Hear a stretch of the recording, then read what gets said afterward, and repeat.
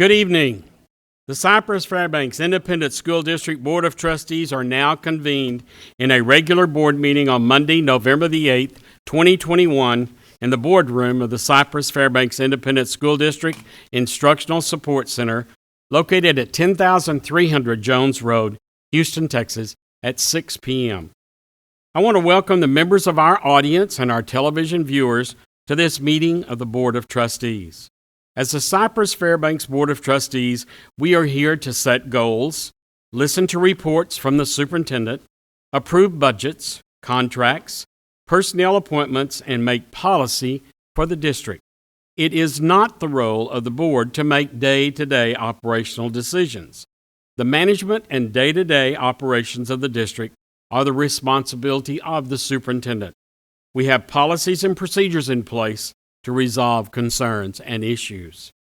This is a public meeting of the Board of Trustees, not a meeting of the public. Prior to this meeting, board members received information related to items on tonight's agenda. Agenda items will not necessarily be handled in the order listed on the notice. The meeting is open to all who wish to attend and hear the matters discussed. During the course of this meeting, the board may determine that a closed session is necessary.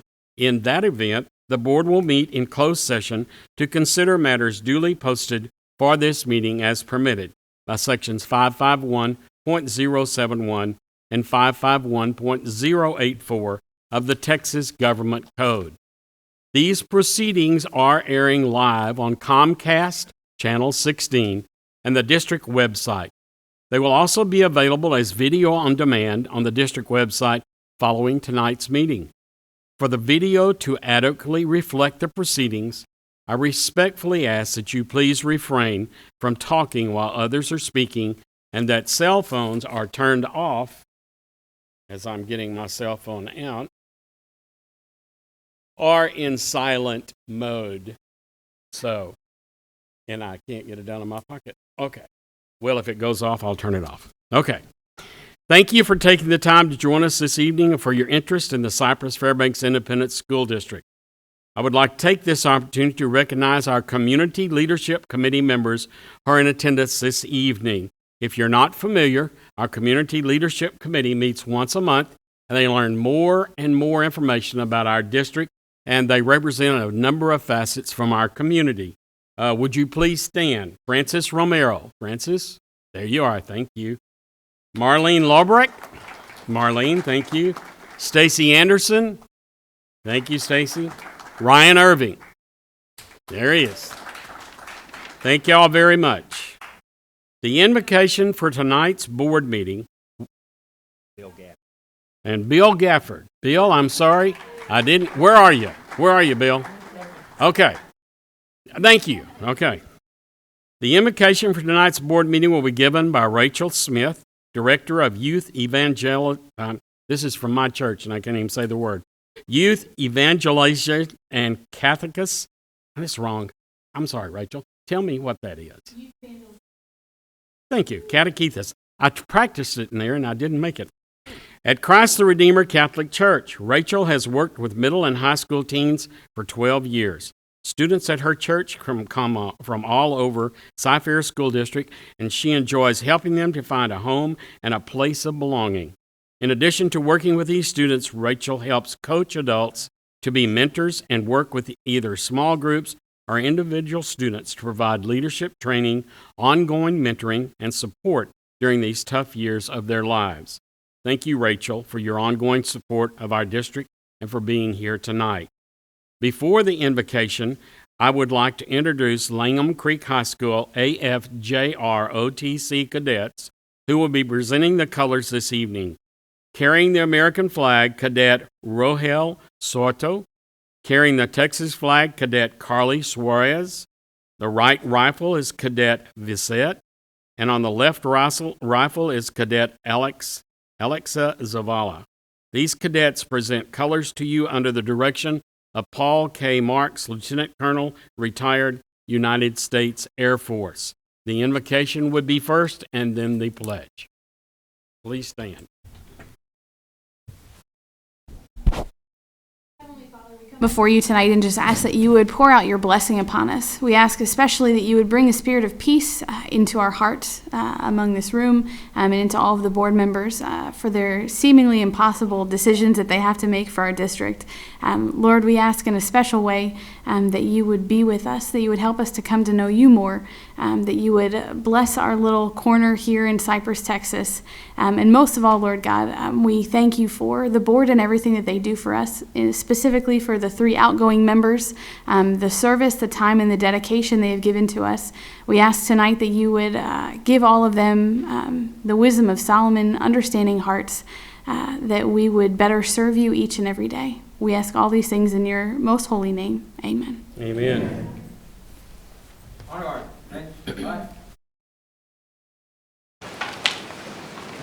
Forward, arch.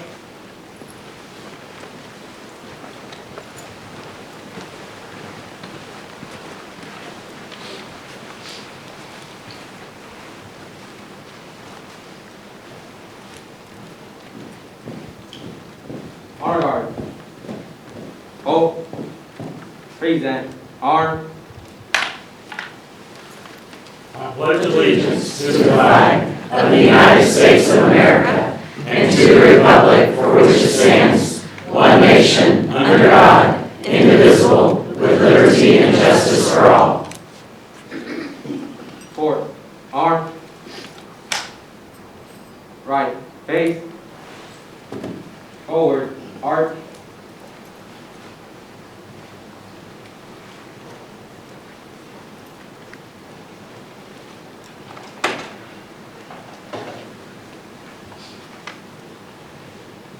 You may be seated.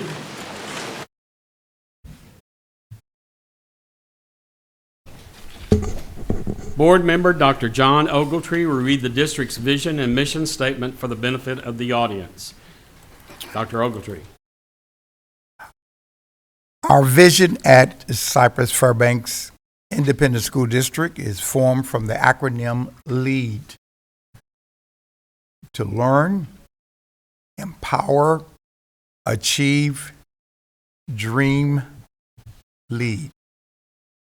Our mission is to maximize every student's potential through rigorous and relevant learning experiences, preparing students to be 21st century global leaders.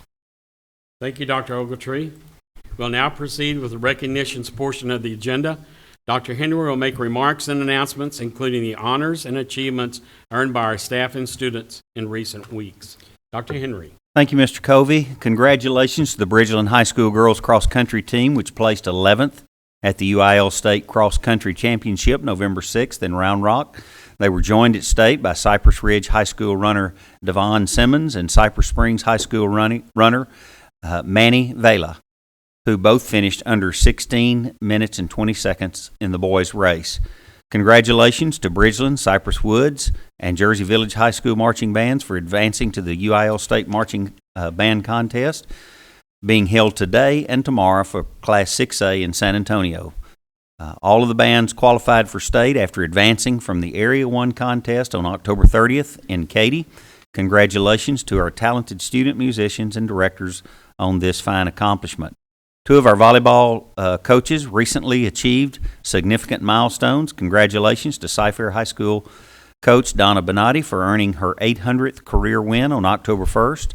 And congratulations also to Cypress Falls High School head coach Kathy Stevenson for achieving 700 career wins on August 19th. A couple of things that I don't have on my list here, but I'll go ahead and say Cy Woods plays Bridgeland tomorrow for a chance to go to the volleyball regional tournament, and that will actually be played at Cy Springs High School, correct?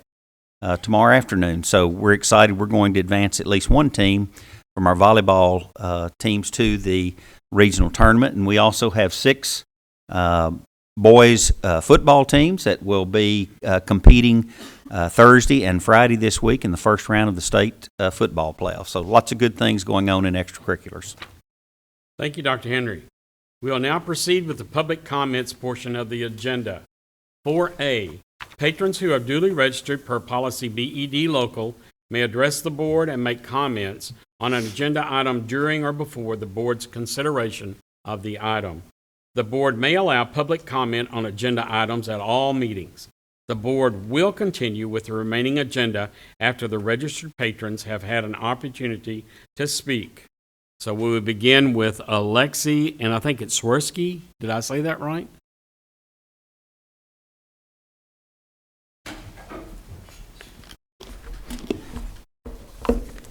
Yes. I am commenting on agenda items 2B and 4, Cypher ISD's vision and the issue of public comments. First, I want to read from the 2020 and 2021 Texas Association of School Boards Handbook. Public participation must be allowed, and this is commenting on House Bill 2840, which was passed in the 2019 legislative session. A governmental body, including a school board, must allow each member of the public to address the body regarding an item on the agenda for an open meeting to address the body at the meeting before or during the body's consideration of the item. I was not allowed to speak in the July meeting. Total of speakers from the public were limited to 10. That was illegal. And I want to comment on the vision statement. It's a wonderful vision statement. I want to comment on the empower and the dream part of it. Martin Luther King said, "I have a dream that my 4 little children will one day live in a nation where they will not be judged by the color of their skin, but by the content of their character. No child should be judged by the color of their skin." I read a quote by one little girl, not in Cypher ISD, but a nearby school district, who told her mother she was born bad because she is white. She was taught this at school. This is not acceptable. We can't empower and give students a vision if they are told they're one race and the other race hates them, which is totally untrue, or if they are told they are a race that is born bad and hates the other race. None of that is true anymore. We went through the civil rights movement. I've studied that, and we've conquered the vast majority of those issues, and we don't need to go backwards. Thank you. Thank you. Kimberly Edwards.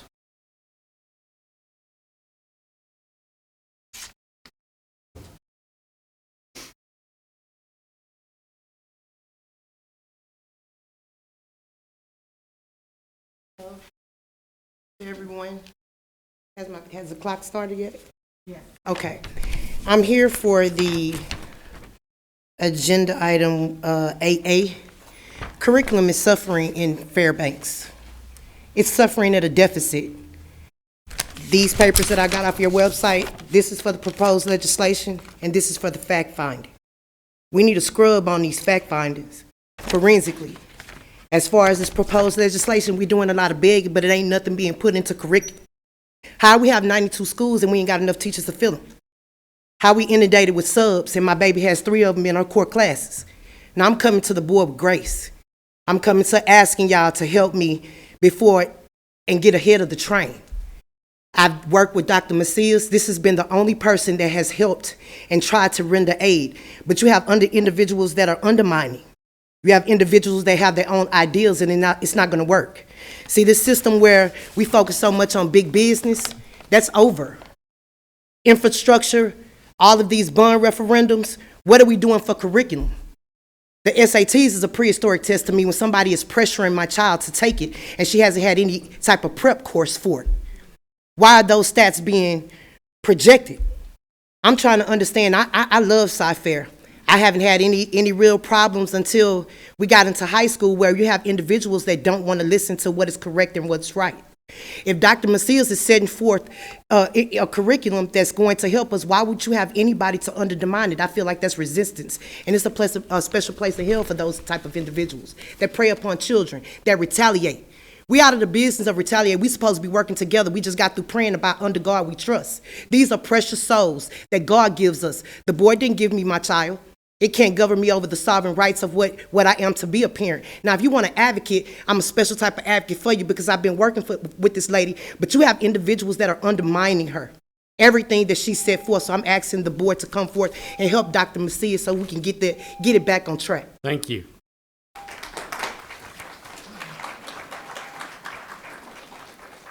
Christine Finger.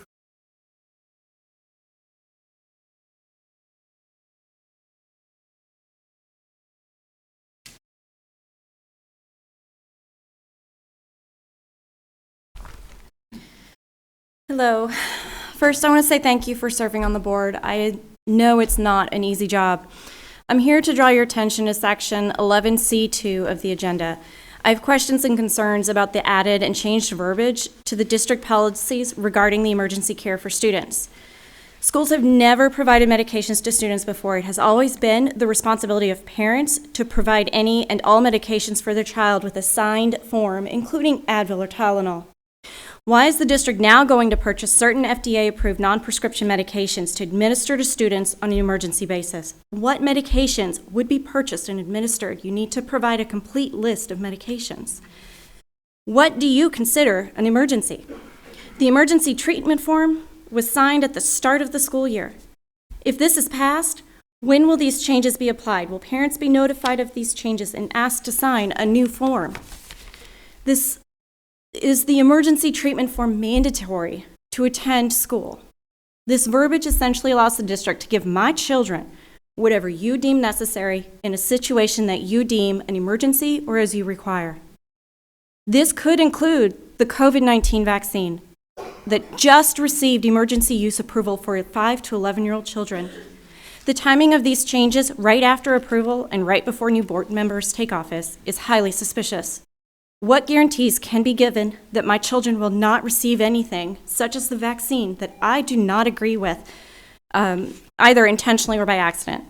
I urge you to please take a moment to do your own homework and look at what has been reported on the VAERS website. By accepting these changes to the district policy, you're opening Pandora's box. I have no problem with homeschooling my children to protect them from this. However, this is being slipped in, and many parents have no idea of these changes that you're considering to approve.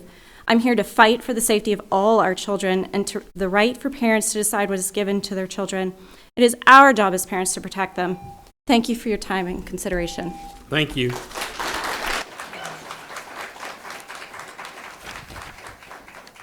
Natalie Blassingame.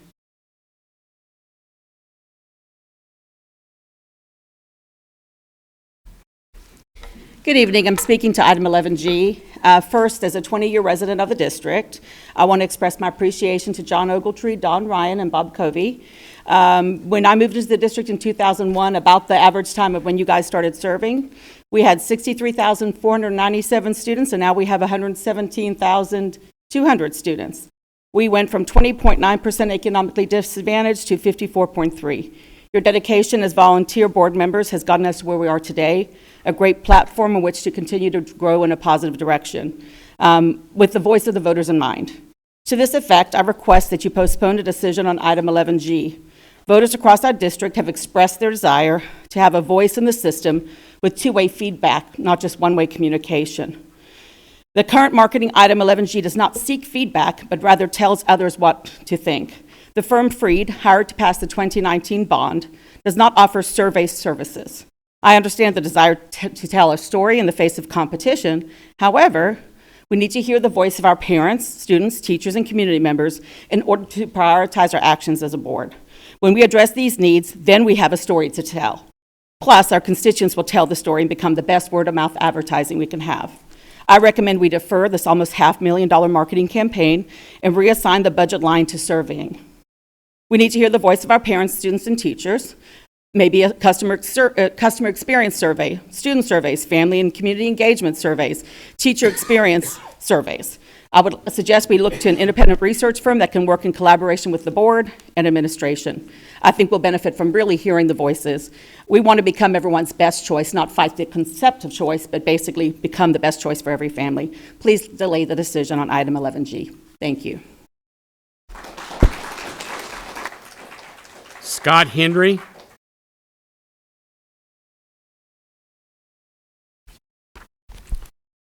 Good evening. My name is Scott Henry. I'm one of the newly elected board members.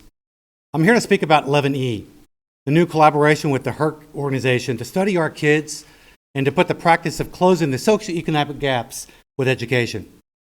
The principal researcher on this project, if you look on the internet, you can just do 2 clicks, you can find out very quickly This person really is involved in really equity, which is really about quite frankly, some really bad things if you look on the internet, about socioeconomic things, radical type things on, quite frankly, things I don't even want to talk about here in our meeting.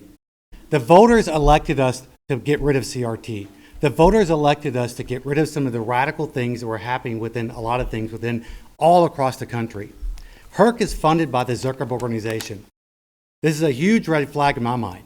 Quite frankly, my kids are on Facebook way too much. I don't want them looking at my Facebook, and I don't want them looking at the kids within Cyfair either. Quite frankly, Texas passed a law, in fact, getting rid of Zuckerberg within Texas politics. That should tell you something right there. There's something interfering in our elections which is wrong. Those policies should not be in here. I'm asking for your consideration to please put this on hold. Do not put any more affiliation with them. I know it's not a funding issue, but I think we should look at that even further. Plus, the data, quite frankly, and my time's not even going. Yeah, that's fine. I'll quit in just a second. Quite frankly, also, too, I would like to say from a cybersecurity person, the data, quite frankly, is not even stored within Cyfair. I see it as a huge security risk and a big cybersecurity issue as well. It's wrong for Cyfair. Our kids should be studying, not be studied. Thank you very much.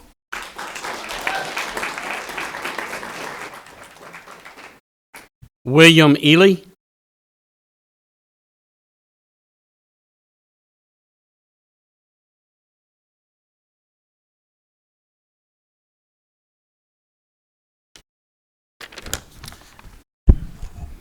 Thank you, board members. I'm going to speak on the same thing. It's also 11E.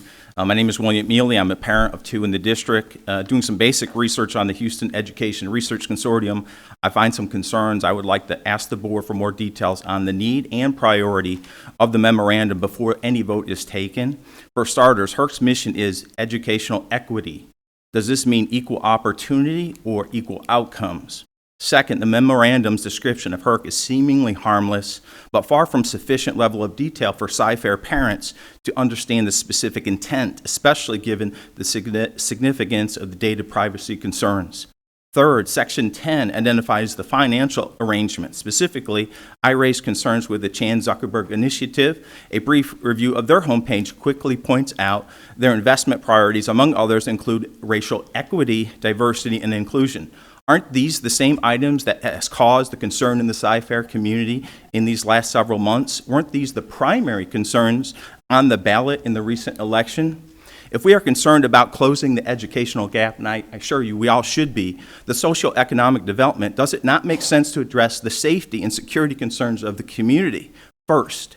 Safety and security and social-economic development are highly correlated. These are the facts. Our communities, if they're not safe, good teachers will not want to work here. Businesses will not want to invest here. Parents will not want to find good jobs here, and our children will struggle to learn. These are the facts. Do we really need more research on these things? Is it really the responsibility of Cyfair or any ISD? And aren't these policies highly politicized? I am sure HERC does some great things. However, this memorandum lacks sufficient detail on what exactly will be included in the research and specific data required to support it. Therefore, I respectfully ask the board to defer any vote on this item until more information is provided to the Cyfair community. Thank you.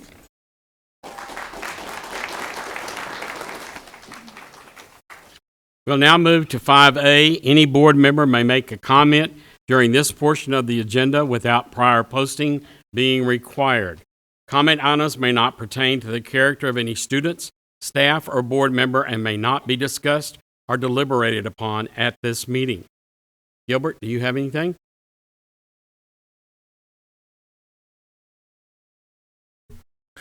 Yes. Welcome everybody here. Glad everybody got to get over here and enjoy our meeting here. First of all, I was out and about throughout the district, as always, in different functions.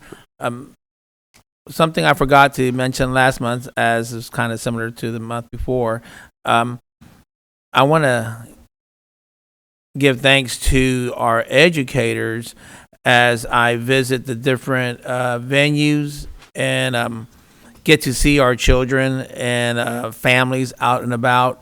They are out there. It's very enthusiastic. But I did not mention it last time, but I do see him here. Athletic Director Ray Cepeda and his staff are outstanding, and I wanted to mention that last month, but I didn't. On the way home, I was like, ugh. But as I go out to different venues throughout the city, there seems to be someone there from the district. It is nice to see representation there, always in support of our students in any venue that they're trying to advance in. Also, I'm wearing pink today shirt as I was getting dressed. This is for Mr. Covey. I was thinking of him. I was getting dressed, and sure enough, I see him. He had his pink shirt on there. So I was, just thinking of him in that way. I have my Aggie towel for Mr. Ryan here and stuff. He would dearly be missed, and I asked Dr. Ogletree if I could still call upon him for his wisdom that he passes along very wholeheartedly. I want to thank all three of the gentlemen for their selfless contributions to the district in the last years as our district has grown throughout with many achievements. I want to thank them for all their volunteering. It's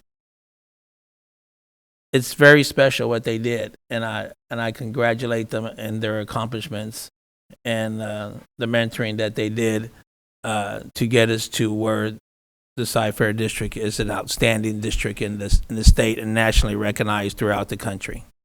Thank you.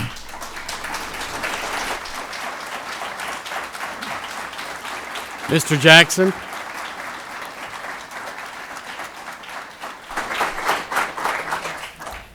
This morning, I was at Houston National Cemetery to say goodbye to a friend that others called Sarge or Coach or Teach.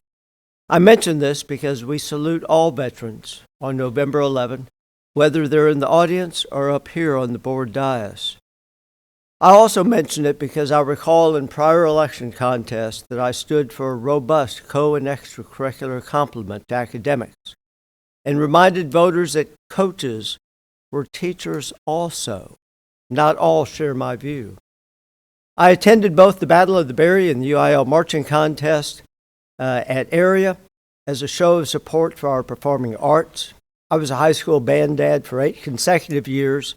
1 year as color guard mom in charge of the flags and the uniforms, and don't you know that was interesting. Trying to follow the too deep leadership when you're trying to get 50 girls measured for a uniform was most interesting, but we got it done.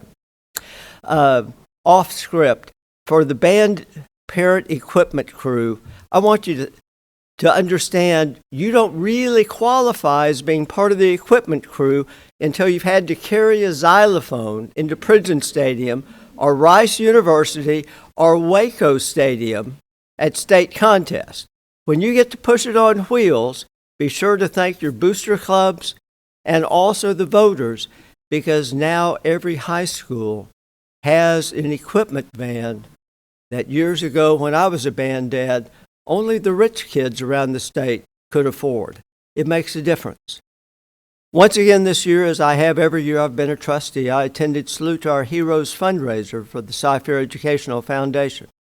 This organization provides scholarships to hundreds of graduating students, helping them on their very next step in life. And then lastly, I want to thank everyone who chose to vote in the November election. This is not a constitutional right, but rather a privilege to be exercised. If you don't exercise it, you're always in danger of losing it. I look forward to welcoming the newly elected board members in person when they take office, and I place calls to all three to offer the same. Tonight, I would also like to express my sincere appreciation to the 3 existing board members who will be leaving. During your tenure, academic attainment for all students increased, as did graduation rates, despite ever-challenging changes in demographics. But more importantly, You were on the board when you had to approve 20% budget cuts across the entire district, but still somehow keep the district whole. You could have chosen to cut fine arts, as a very large school district did that we know, but you chose not to. You could have reduced athletics, but you chose not to. And somehow you managed to keep the teachers in the classroom, and you kept academic attainment front and center during one of the most trying times that other districts were not as successful. And that is in part due to your leadership. And of course, in terms of closing the gap, which is something that we're all concerned about, during your tenure, every major sub-pop group had a 90% graduation rate, which is truly remarkable. But it's a tribute to incremental step-by-step improvement that takes years to put into place and years to support. And so tonight, I tip my hat to you, Bob, and to you, Don, and to you, John. Your contribution of hours cannot be measured. Most people will never understand, Bob, all the trips you took to Austin for the benefit of not just our students, but for the students everywhere across the entire state of Texas. Or everything, Don, that you did for athletics will soon be forgotten and nobody will remember, but we do. And John, of course, you stood firm to make certain that academic attainment was within the grasp of all students. We appreciate that. We will remember. I tip my hat a second time. Thank you, gentlemen.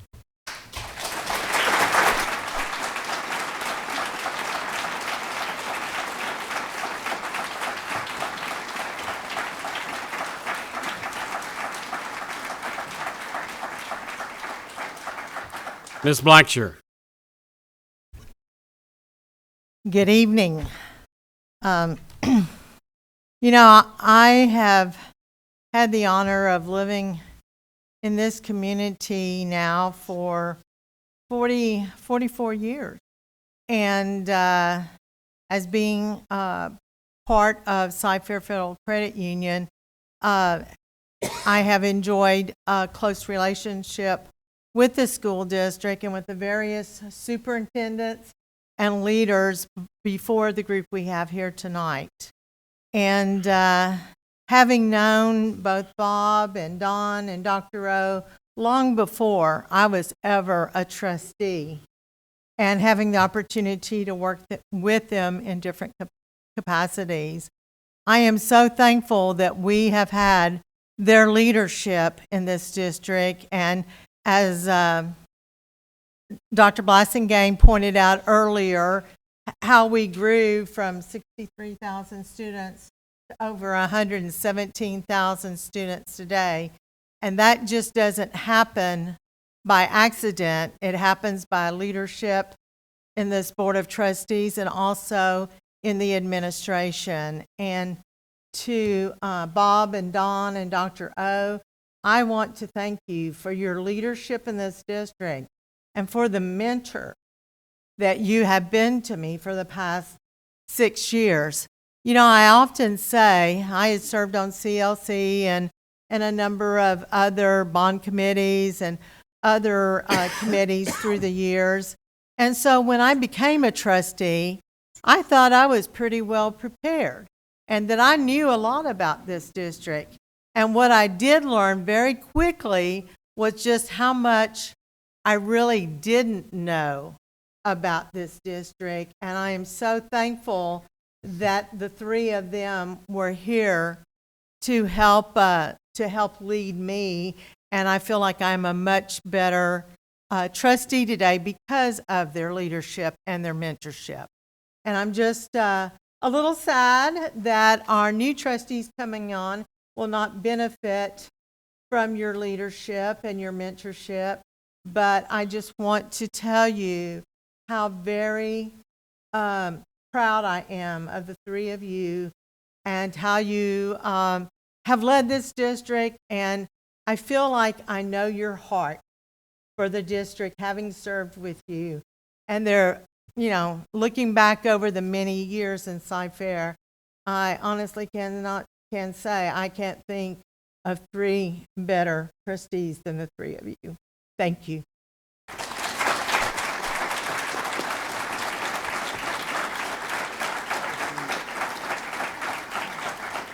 Ms. Heineman.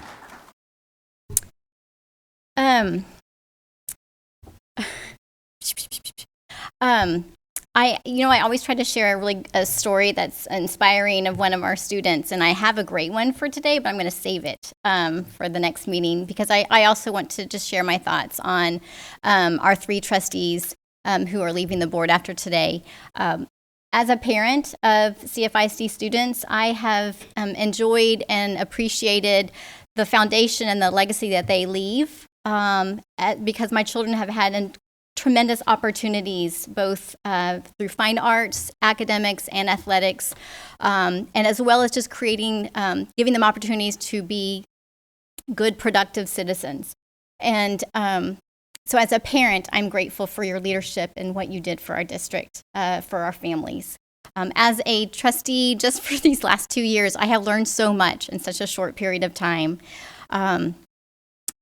Dr. O, I am grateful for your calm voice and your calm presence and speaking truth and always keeping us focused on student achievement. It's been an honor to get to sit next to you on the dais. Don Ryan, I'm going to out you tonight. So here it comes. He's so funny, right? He makes us all laugh. He's always joking. But Don Ryan is truly one of the smartest people I've ever met. He's brilliant, but he hides it behind that jokey, right? He's hit that wicked sense of humor, but he's very, very, very intelligent. And I don't know that we'll ever be able to do boundaries without him, right? We're going to have to consult with him to help us with boundary changes. Thank you for always being there for me and helping me. Speaking of, before I leave Dr. O too, my favorite memory of Dr. O, it's not a favorite memory, it's a traumatic memory, but no. A couple of years ago we were at a conference and I received a call. It was some bad news about my youngest daughter, right, 2 years ago, and Dr. O literally held my hand in the kitchen of a restaurant and prayed for me, and that's the only way I got through that experience. So thank you, and please keep me in your prayers. Okay, good. And then Bob, no one has a bigger heart than you. No one has a bigger heart than you for your family, for your friends, for the district. Your legacy is that you just give 100% of your heart to our kids and to our community, and you are much loved, and you always will be. Thank you.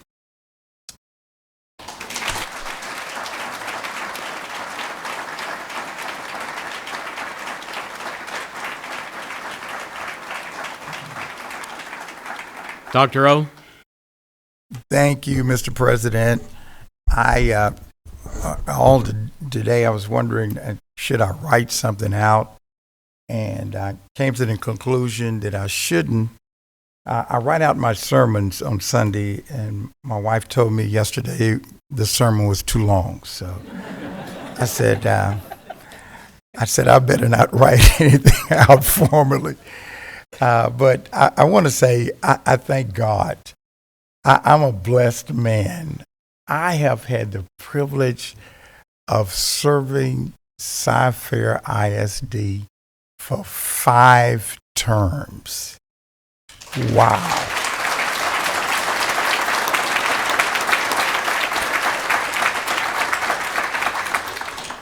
And I want to thank, because of the time, I must thank my wife and my children and grandchildren for putting up with all the meetings. And when I first started on the board, our meetings would last till 11:30 at night. And so we've come a long way. We've come a long way.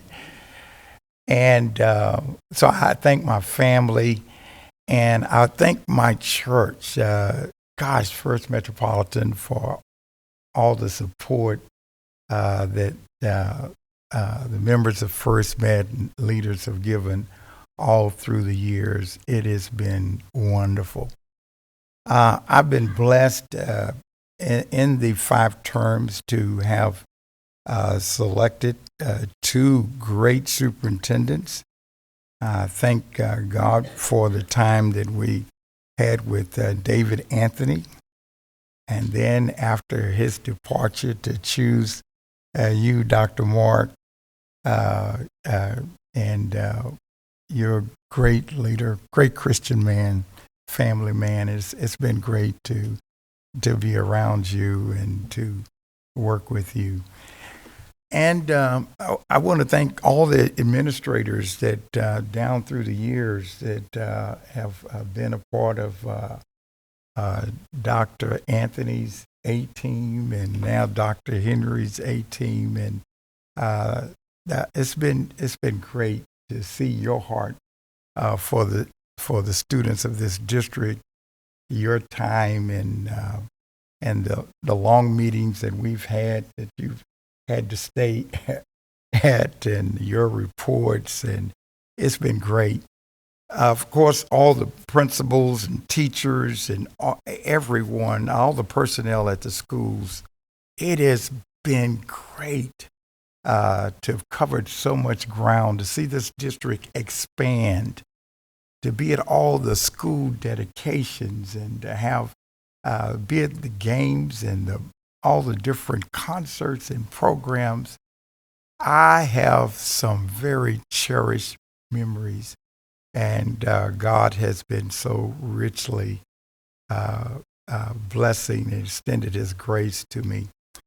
And the board, to serve with all the board members that I've had on our board, and to have all the meetings, and to go to TASB, and to have the learning experiences, and to argue some points every now and then with each other. It has been great. The relationships will be long-lasting, and I see everyone as a friend, no enemies in all of the time that I've been blessed to be on this board. And I'm looking forward to the next horizon that God has for me. I told everyone, thank everyone who supported me in this campaign, who contributed, who voted, who passed my name and my cards around, and for all the well wishes after the results of the election came in. I wished the winner congratulations the other night, on Thursday night, formally. And I shared with everyone that, gosh, I have no regrets, and I have no tears over my time. I believe I've made a significant difference in this district, and that will not be erased. And my prayers for this district, I will continue to pray that this district lives up to its motto, opportunity for all. And I pray that there will be no reversal of the idea of trying to make sure that we deliver to every child. Every child. We cannot be afraid of equity. It means where there is lack, make sure that the lack doesn't exist anymore. It doesn't mean taking away from one child to give to another. It means making things right for everyone, making things fair for everyone. Every board meeting, I stand and proudly say the pledge. The pledge ends with liberty and justice for all. That means wherever there is a lack of liberty, wherever justice does not exist, that we should do our best to make sure that it becomes a reality for every student. I'll be praying for you all, and I'll be around. God bless you.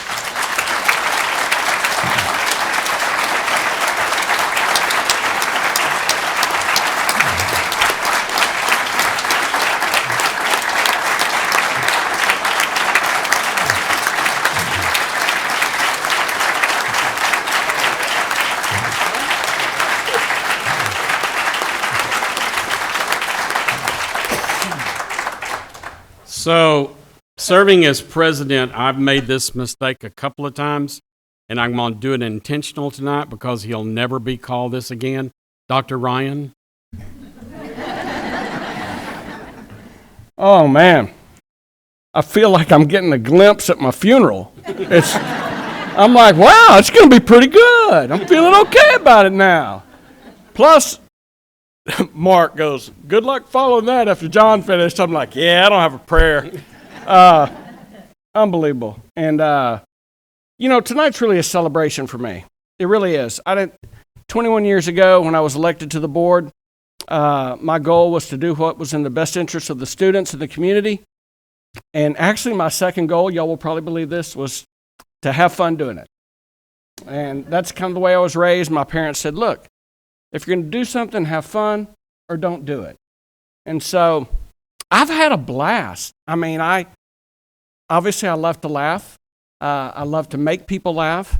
But I'm also passionate about this community and these students. And so I kind of hope that came through. I've served with some remarkable board members that too many to name, that were just great mentors to me.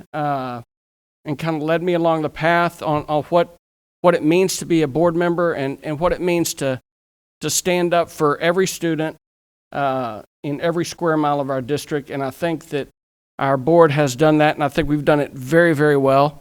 Thank you all for the kind words tonight. That was, really wasn't ready for that, but that was very nice.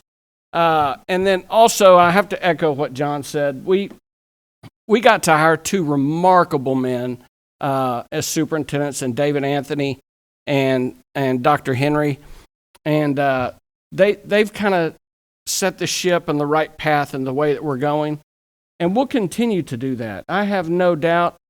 We have unbelievable leaders on our campuses, and that's truly a blessing.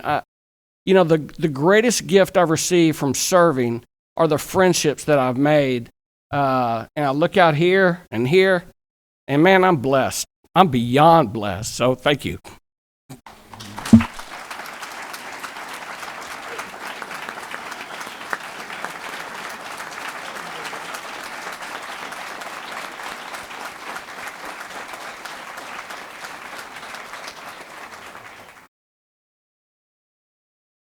Well, it's going to be difficult to follow up on all that. Amy, Don, I've never heard you be so eloquent, so that was awesome. Yeah, I know. An amazing night. Because my wife was a teacher, God love her, she taught for over 30 years in Cypher. I became the homeroom mom, or I would go in and read, and I mentored, and I volunteered in these schools from the time my kids started until they graduated. When they got into high school, I got to serve as president of a booster club and president of a choral club, which was a rather odd thing to do, but it was also fun. And after the last one graduated, it was amazing because I was sitting home one night and the principal at Cyfair High School called and she said, "What are you doing?" I said, "Well, we're watching TV." And she said, "Okay, you sat on your butt long enough. I need you to serve on the 2001 bond committee." And I said, "Okay, fine, I'll do that," which was an awesome one. And that's kind of where the Berry Center came from. There was a lot of negativity out there about the Berry Center. And here it is producing money. It is having, how many is it? 4, 5, 6,000 events a year. It is a remarkable place. We have awesome graduations. It is phenomenal what we can do with that center. And there were naysayers that didn't believe it was a good thing. And here we are lucky to have it. I will also say that after I did those, then I was asked to consider running for the board because someone was retiring. And much like Ms. Blackshear said, I got on here thinking I knew everything about the district. And I sat there for a whole year afraid to even make a second because this whole district was so big compared to the small part that I really knew. And it was phenomenal how the thing was working as well as it did. And that was under Dr. Anthony. And then we had the luxury of hiring Dr. Henry. And Dr. Henry came in here with a whole different kind of feel and vibe. He was as intelligent as Dr. Anthony, but he made us feel like we were intelligent. And that was pretty nice, I got to tell you. It was remarkable. We've seen so many changes here, and I am so proud of what we've done. I've got to tell you, my family, God love you, are sitting out there again. I strap them to the TV on Monday nights to watch the meeting, and I'm sure my grandkids are loving every minute of this. I will tell you that my grandson explained to me that I didn't need to do Cat in the Hat while he was in middle school. He would just as soon I not show up. So that's okay, Bryce. I'll be there your junior year. I'll do it again. But I love y'all so much. And Kathleen, God, you put up with me. I'll never forget the first board meeting we had, and we had a closed session. And I went home. It was not terribly late. I went home. Kathleen was already in bed. I climbed in bed, and she goes, "What's going on?" And I said, "Oh, no, we had a closed session." "What'd y'all discuss?" And I said, "I can't tell you." And she said, "What do you mean you can't tell me?" And I said, "Well, it's a closed session. I can't tell you this." She wasn't happy for a while, I'll just tell you. So then I would just make stuff up about a closed session. So she didn't know. I'll evaluate later, Kathleen. Okay. But one of the things, or the many things that we have seen, is how this community has come together to support education. Our board, I am so proud of them for going out and visiting different schools. You don't see that with boards all across the state of Texas, even in small communities. They're sometimes never allowed to go into the school. And yet our board goes out there and they visits. They take 11 to 14 and we rotate, and it's just fabulous because you get out there and you get to talk to the administrators. You get to talk to the teachers and talk to them about, what do you need? What are you looking for? I always used to say, other than money, what would you like? And then you get to talk to the students, and there's nothing better than getting down on a knee and talking to a student and listening to what they're doing and how excited they are about learning. That was amazing. Being able to attend conferences and us being able to build networks across the state of Texas and even across the U.S. My gosh, Cyfair's reputation is remarkable out there. And I know there's some people that don't believe that, but it is true. And I've listened to it and I've heard it. And I know the reason people move here is a lot for education. I've loved having meetings with our Texas and our federal legislators on a face-to-face basis and talking to them about Cyfair and carrying our challenges and our successes and letting them know what's going on and inviting them to come in here and walk into a classroom and just watch what's happening. And I can tell you 99% of the time, they are completely amazed. I can't say enough about the colleagues that we work with on this board. And Dr. Henry, you're just awesome. I love that we have our goals that we set and that we monitor them and watch it. This district has a rich heritage of educational excellence that is known across this state of Texas and the nation. And that's attributable to the community support, to administrative insights and applications, and especially to our vast teaching staff and how wonderful the job that they do. And I'm going to talk to everybody out here just quickly. Marnie, you are by far the most preeminent education lawyer that's out there. And I heard that from Kelly Frails. He says it over again. Of course, he's proud because he trained you. He knows what he did. Linda Macias, I can't think of anybody else I'd rather do a session with and present Cyfair than you. And I just think, and I know Mark was our candy guy. You know, he looked pretty, you know. But you and I had the intelligence. I'm just saying. You know. Teresa, I don't know how you got so intelligent, because you are just amazing in what you know everything that's going on with the legislation and what's happening, and you keep us informed.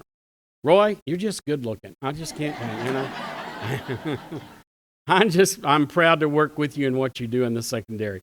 Karen, we didn't think anybody would be as good as Stuart, and here you stepped up, and you are as good and better. So thank you so much. Then I'm going to turn over here. Joel, I'm not going to talk about you because you're just ugly. Roy Sprague, there is nobody out there that handles facilities like you do. The amount of different facilities that we have built and the renovations that you have put through are phenomenal. And just your being able to stay on top of it, just unbelievable. And Deborah, God love you. I've loved every minute of the graduations we've gone to and how we've worked together and what you do with the student services. You are a phenomenal person. We are very lucky to have everybody. And Holly, you are the best secretary in the whole world. I love you to death. I want to thank y'all very much for being the community that supports us. I am not going away. I'm going to be watching. I'm sure I'm going to be reading. Bryce, I'm going to be reading in your school. And I just love the idea that Cyfair is an opportunity for all, because I totally believe in that. Thank y'all for allowing me the opportunity to serve.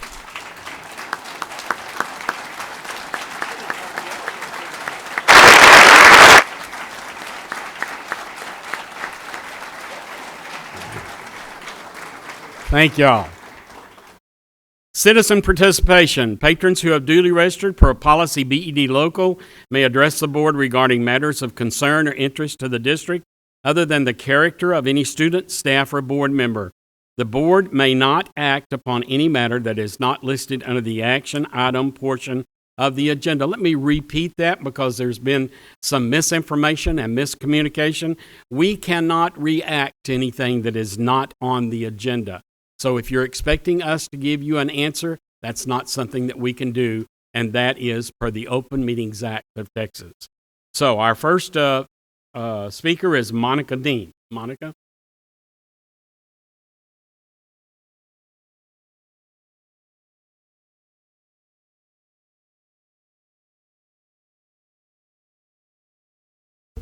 All right, I'm looking at this. In May of this year, I received an email with 1 day's notice stating that my child's high school would be a vaccination site for 16 and over. There were no details on safety protocols. It simply stated that either the parent can show up with the child or they can bring a signed consent form, and provided a Sign Up Genius link. I immediately contacted the school with my concerns but got no response. Why would the district want to put themselves in a position not only from a liability standpoint if a parent didn't actually sign a form, but also putting children in harm's way, such as having a life-threatening adverse reaction on school grounds? Recently, a 16-year-old in Louisiana was given a COVID shot at his high school without parental consent, and now they are suing the district. So now that the FDA has unethically approved the shot for 5 to 11-year-olds against the advice of hundreds of doctors and scientists, I urge the district to avoid using our schools as vaccination sites going forward for this age group or any other, and also to avoid encouraging, bribing, or coercing of this dangerous shot to students. Shockingly, last week, my child was asked in one of her classes if she ever received a flu shot. How is asking a classroom full of students about their medical history appropriate? Under the federal statutes of HIPAA, it is a violation and a criminal offense.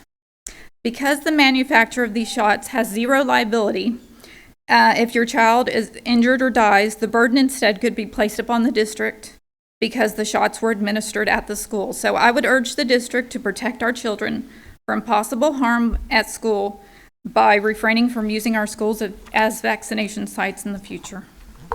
Thank you, Ms. Dean. William Carter.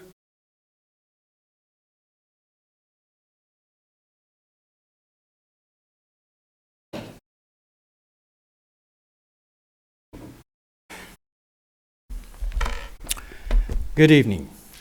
My name is William Carter, and I must say that I am very excited about addressing the board during the citizens' participation time on a matter that is extremely important and very significant to the citizens of Cy-Fair. That is the naming of a school, a new school, or building in the Cy-Fair ISD district for a deserving African-American man who has served this district and community in an outstanding manner. Such an event would be the first time in the school board's history that a school or building would be named for an African American man. It should be a man who is a role model for students. It should be a man who not only is a role model, but I'm sorry, I'm a little nervous. I've never done this before. It should be a man who is a role model for students, teachers, staff, and administrators, and the community. It should be a man who pushes for high-quality schools and fairness for all Cy-Fair students. In addition, this man should be a voice for children of color and the underserved. He should be a person who develops relationships and partnerships with higher education and provides hurricane relief centers. Moreover, he should be a person who builds playgrounds and provides school supplies for children in need. He should be a man who provides school food banks for families and a clothing pantry through his church. He should be one who establishes a leadership academy to help produce leaders in the community. And finally, he should be a man who developed the Watchdog program. Thank you, Mr. Carter. I have to close you right there. Many citizens would like to witness a new school building named for a man who has done all these things. Dr. John D. Ogletree. Thank you so much.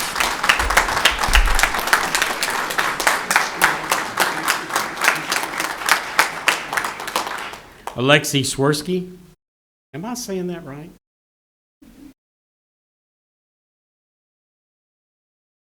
Pronouncing a Russian name. How do you pronounce your last name? Swirsky. Okay. Very good. Hey, okay, thanks. Okay, I am commenting on items 2B and 4, and I am starting off with reading another portion of the House Bill 2840 passed in 2019. May not prohibit public criticism. This is the law in Texas. A governmental body may not prohibit public criticism of the governmental body, including criticism of any act, omission, policy, procedure, program, or service. This prohibition does not apply to public criticism that is otherwise prohibited by law. Now I'm going to speak about what's up there. Learn, empower, achieve, and dream. I feel that any teaching whatsoever of critical race theory teaches lies and hatred and takes away from all those four goals. I have a grandchild who's black. She is loved, and as loved, we have 8 grandchildren. We love them all just the same, tremendously. Thankfully, they all live in Houston, and we see them all the time. Critical race theory would teach her that her family hates her. What a horrible thing to be told and to believe. It's a huge lie because we all love her very much. She has many aunts and uncles and cousins, and they do girl sleepovers, and it would be a lie. When my late mother and I went on a civil rights tour in Alabama, we went to the Voting Rights Museum in Selma, we crossed the Edmund Pettus Bridge, we went to the Rosa Parks Museum in Montgomery, and the Civil Rights Museum in Birmingham, which had the bars from the jail cell that Martin Luther King was jailed in. He and other people, including Viola Louisa, a white woman from Michigan who left 5 children motherless because she was shot in the head by the Ku Klux Klan while driving a black man from Montgomery to Selma in March 1965 in the height of the civil rights movement. Our country has come a long way towards addressing racism, and we don't want to go backwards. Please eliminate any teaching of CRT in Cypher schools. Thank you. Francis Romero.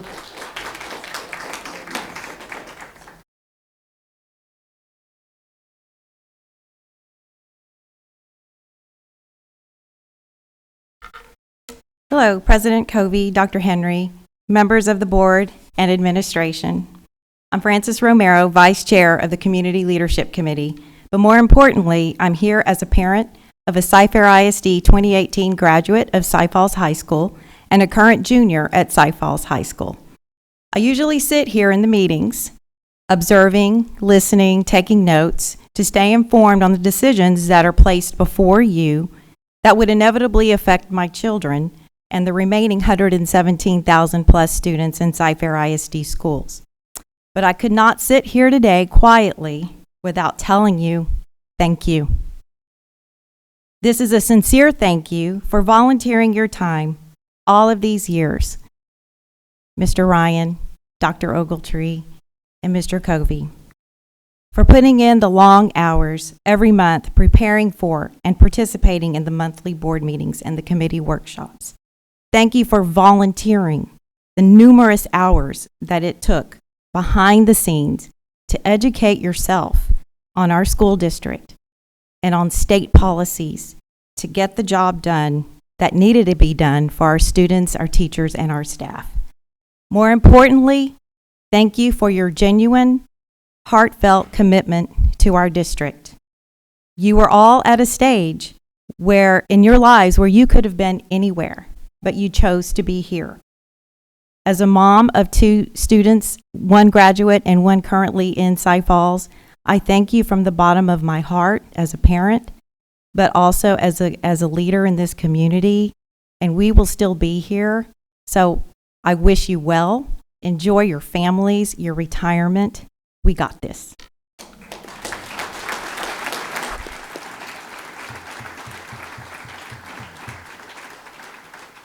Stacy Anderson.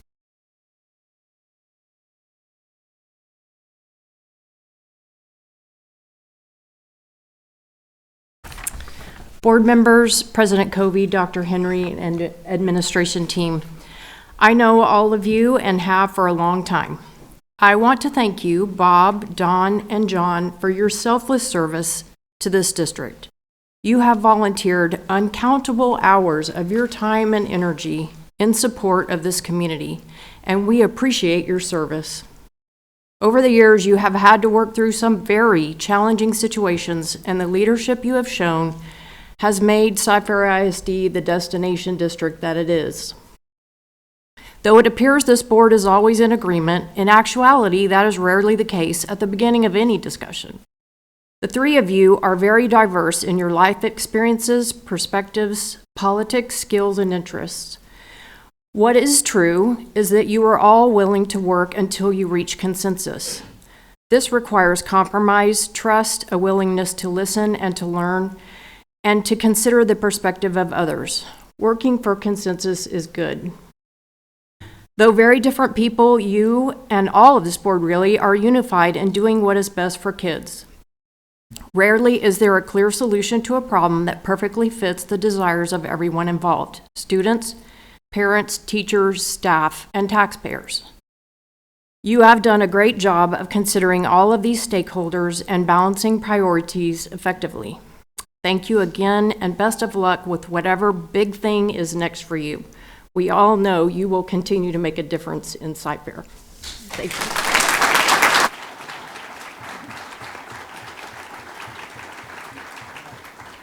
Brian Henry.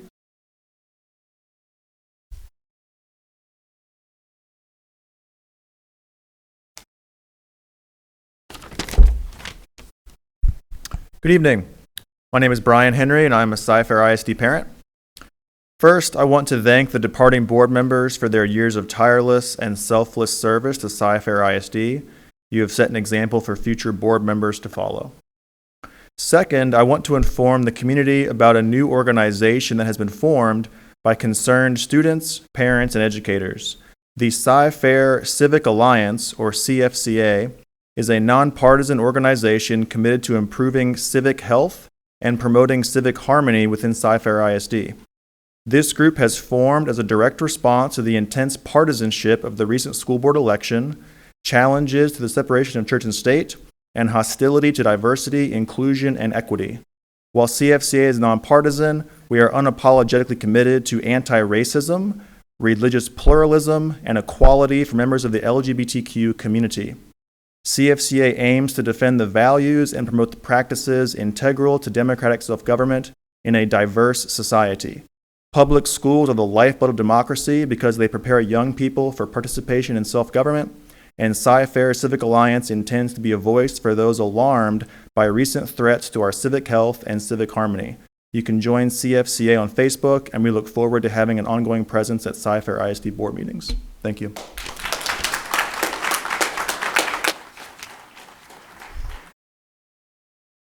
Constance Sayrai? Did I say that right? Not good? Does it say Thank you. I'm here today in the honor of Dr. Autry. I worked really hard to help him on his campaign. And for Dr. Ryan and Covey, because I believed in your theory. I believed in all of you. I have 3 children, and the main thing of my children was their education. I moved in neighborhoods that education was the number one. Now I have a grandson that's in Cyfair. We moved to Cyfair because of the education. Now, I want to thank all 3 of you for your hard work and your dedication. I also want to ask your permission in any future school to name it after Dr. Autry for his hard work. It just can't be just overlooked as being something that he didn't. He's done a lot of achievements. Also, I ask that Cyfair will consider the new team that's coming on, that they work fairly for our children. Keep the model of the new staff of our education for all, because it's so important. So your model means a lot to this new trustee that's coming aboard. And we ask that you just work with the parents, grandparents, all of us, and we trust you in your decision for the education of our children and the education for all. And once again, I want to thank all of you for your hard work. I think every last one of you should have a new school honored in your name. Your dedication, it says it all. Thank you.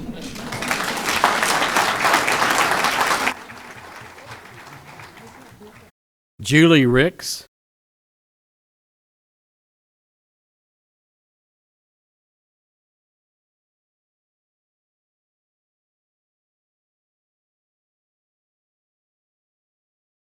Hello.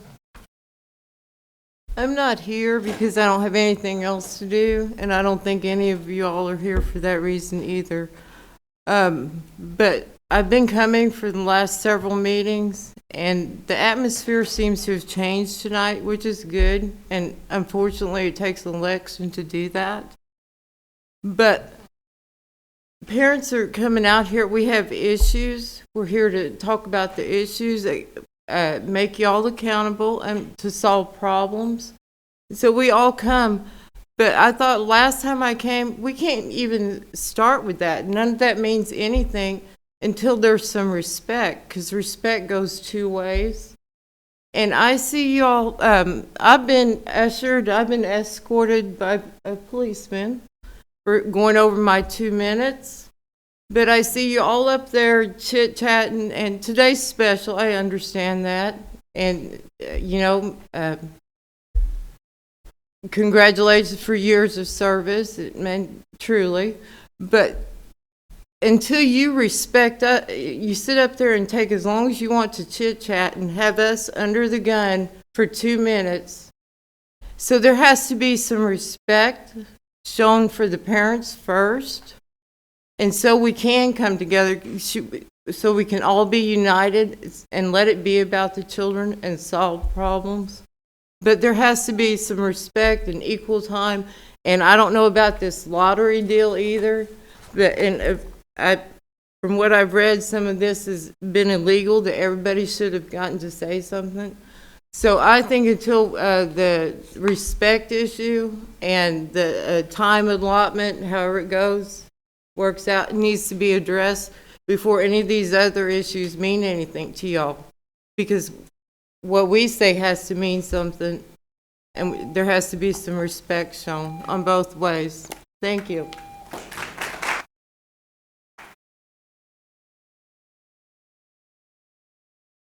The public hearing and discussion portions of the agenda were presented at the board work session on Thursday, November the 4th, 2021. Since we have Eric Smith with PBK here this evening, I would like to ask permission from the board to rearrange the agenda to consider Agenda Item B of the addendum to approve the name and signage package for the new administration building. May I have a motion? Mr. President, it is my honor to make this motion. I move that the new administration building be named the Dr. Mark Henry Instructional Support Center. Thank you, Mr. Ryan. May I have a second? I'll second that. Thank you. I'll second. I'll second. I second. And I'll second. And I second. Any, No, we need to vote. we need to vote. All in favor, raise your right hand. And that is unanimous. Okay.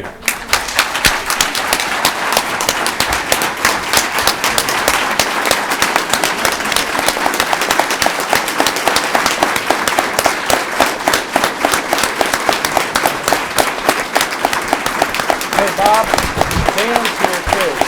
Everybody's here too. Can I say a couple of words? Yes, sir.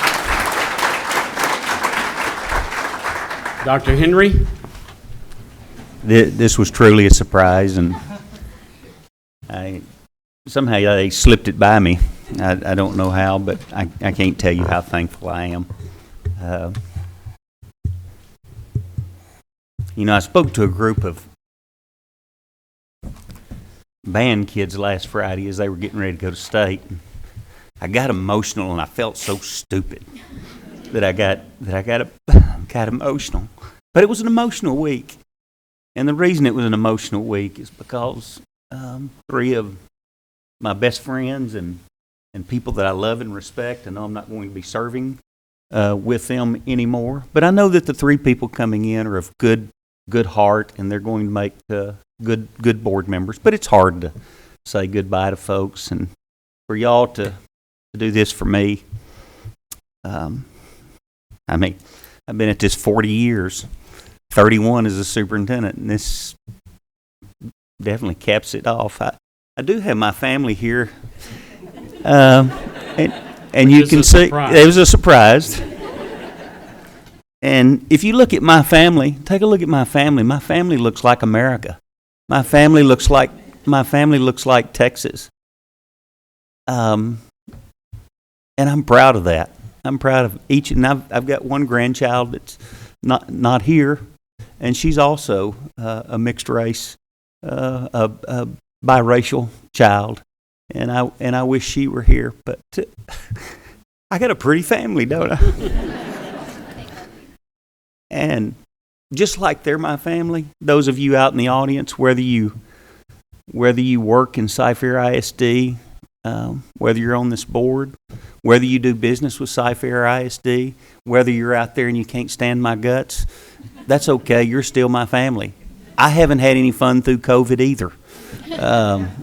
But we've tried to do our best, and we have a motto in this district of opportunity for all, and it does take more resources for parts of our community than other parts of our community. That's all equity really is making sure it's not trying to make everybody equal. It's trying to make sure that those young people that may need a free or reduced lunch program, they have that, so that they're not hungry during the school day. For those that need health service, it's trying to make sure that they're well so that they can learn the same way that those kids that have access to health care. So I'm for equality, but I'm for equity too. And equity in the sense that every child in this community deserves an opportunity to succeed. And it's been my goal over the last 10 and a half years and the last 40 years as an educator to make sure that every child has that opportunity. And thank you all for being with me on this journey. I really do, and I've told people this, you know, we built our, Cindy over here on the left is my wife of 39 years, 39 and a half years. We built our home in Cypress because we love the idea that everybody thinks that this community thinks that every child deserves a chance. And as you can see on this front row, I've got lots of young people in the school district, and they all need a chance. So thank you, board. You've really honored me, and Marnie and Teresa and the rest of you, y'all will be disciplined because I did not know this was coming. So thank you, Mr. President. Yeah, but you need, hey, say something about Dan being here.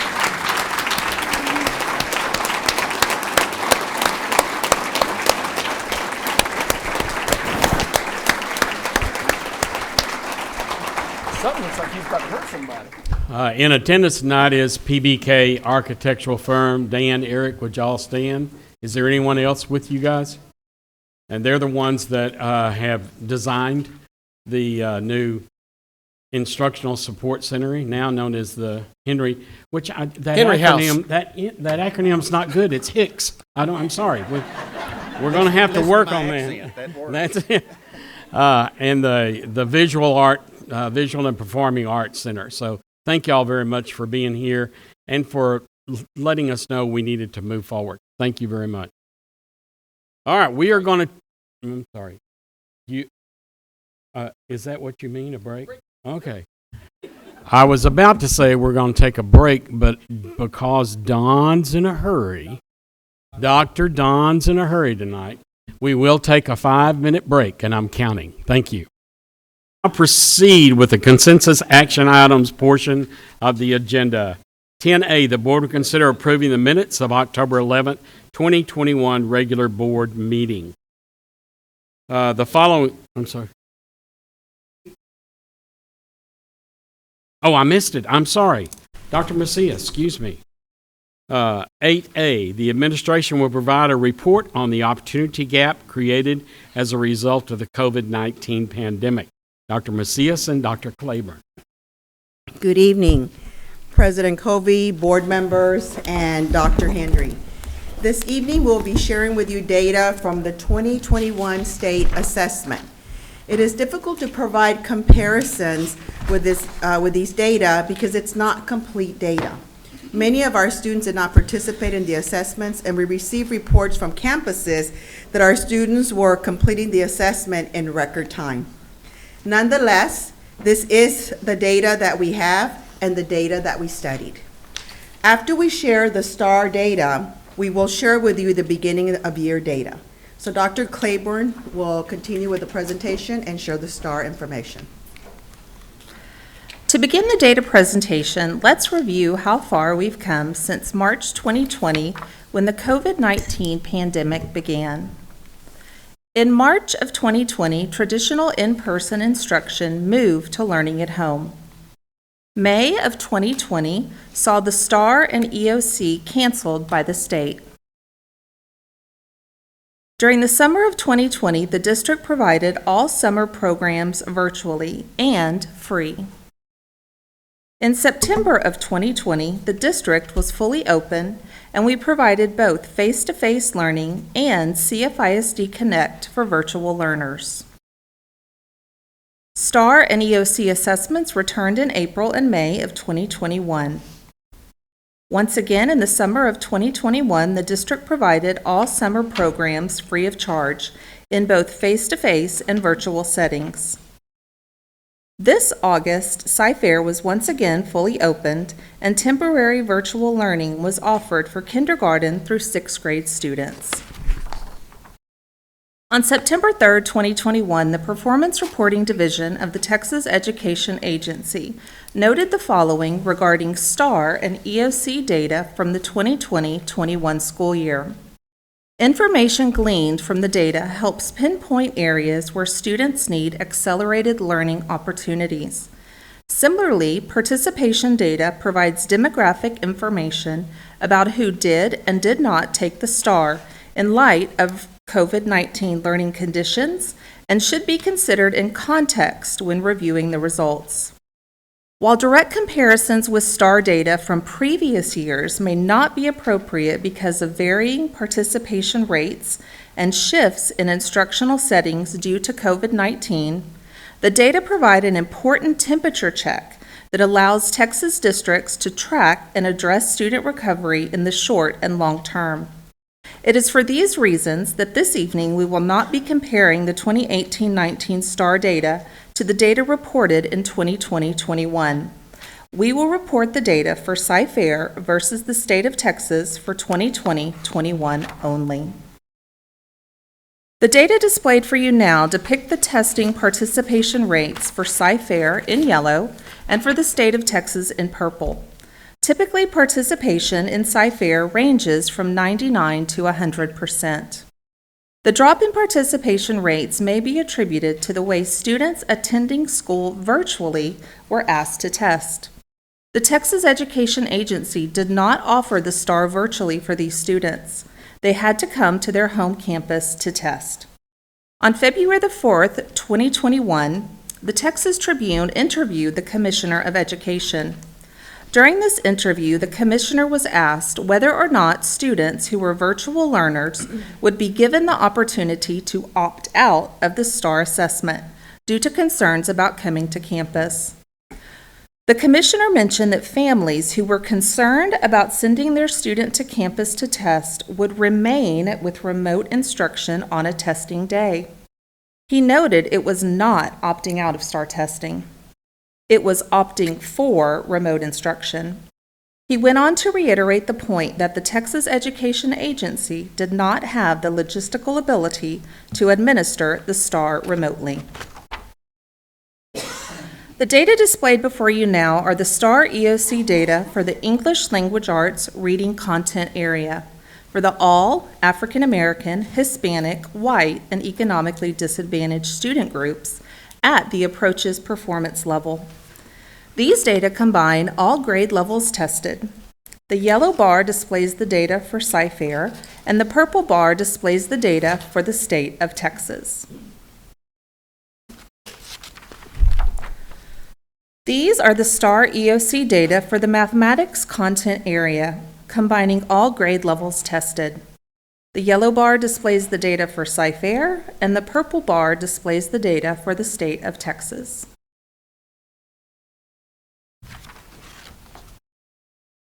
The data for writing in grades 4 and 7 are displayed before you now.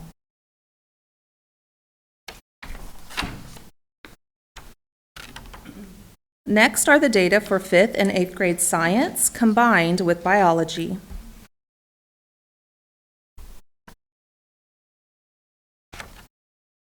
Finally, data for 8th grade social studies is combined with U.S. history.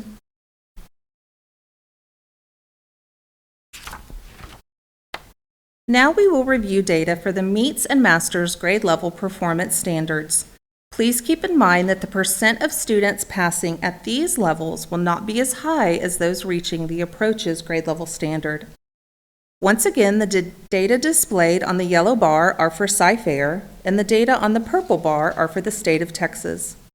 All campuses are working on increasing the number of students reaching the MEETS and Masters grade level standards as reflected in their CIP target tables. Before you now are the data for the 5 largest districts in Texas, as well as 2 of our surrounding districts. The first column depicts the district name. The second column, the total number of students enrolled in the district, followed by the percent of economically disadvantaged students. Then you will see the percent reaching the approaches grade level for all grade levels and content areas combined, split by student groups. Unlike subsequent years, district accountability ratings are not displayed. This is due to the fact that all districts and campuses across the state were given the not rated declared state of disaster rating for the 2020-21 school year.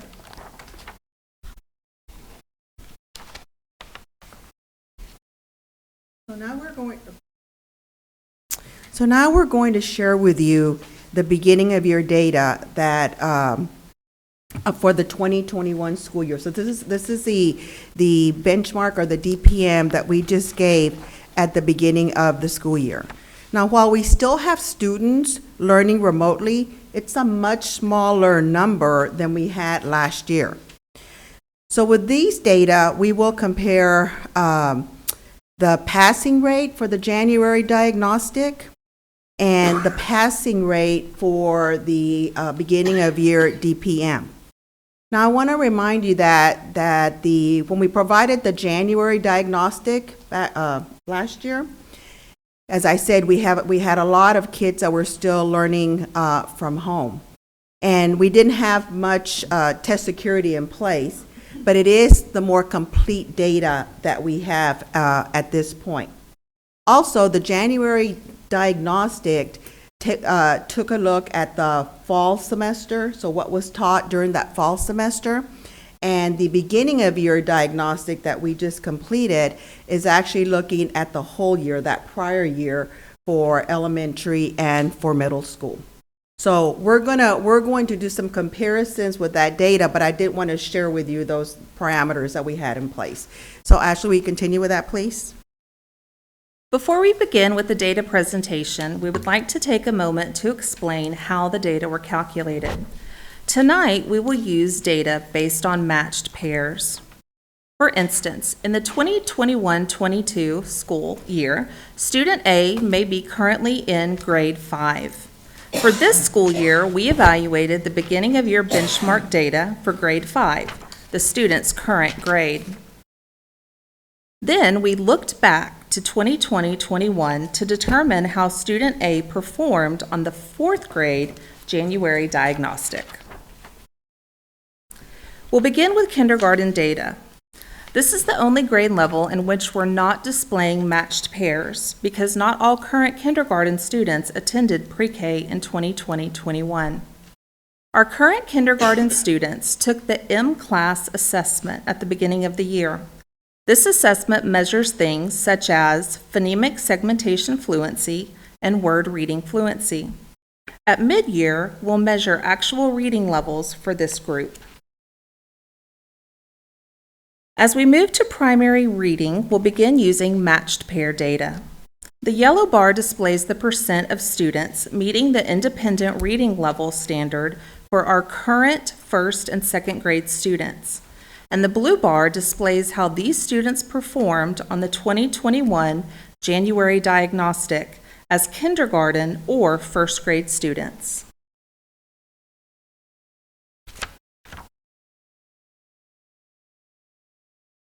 For elementary reading, the yellow bar displays the percent of students meeting the independent reading level standard for our current 3rd, 4th, and 5th grade students. And the blue bar displays how these students performed on the 2021 January diagnostic as 2nd, 3rd, or 4th grade students.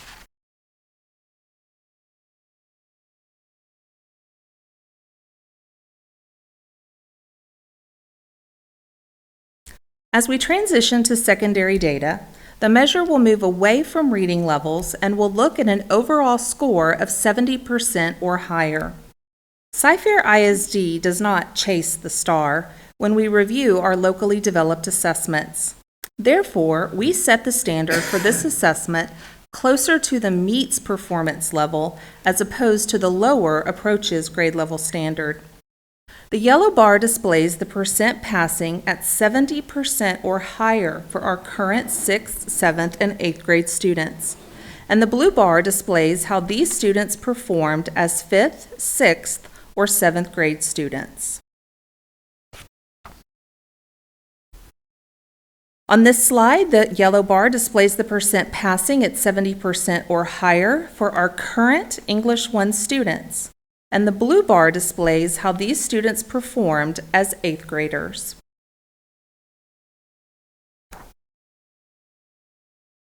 Here, the yellow bar displays the percent passing at 70% or higher for our current English 2 students, and the blue bar displays how these students performed on the 2021 January diagnostic as English 1 students.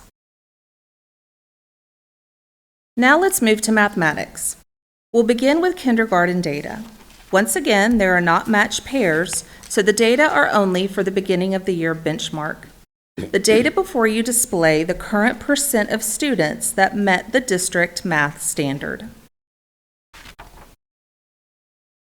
Next, we have primary math, consisting of matched pairs and evaluated at the 70% or higher passing standard. The yellow bar displays the percent passing for our current 1st and 2nd grade students, and the blue bar displays how these students performed as kindergarten or 1st grade students. For elementary math, the yellow bar displays the percent passing at 70% or higher for our current 3rd, 4th, and 5th grade students. And the blue bar displays how these students performed as 2nd, 3rd, or 4th graders.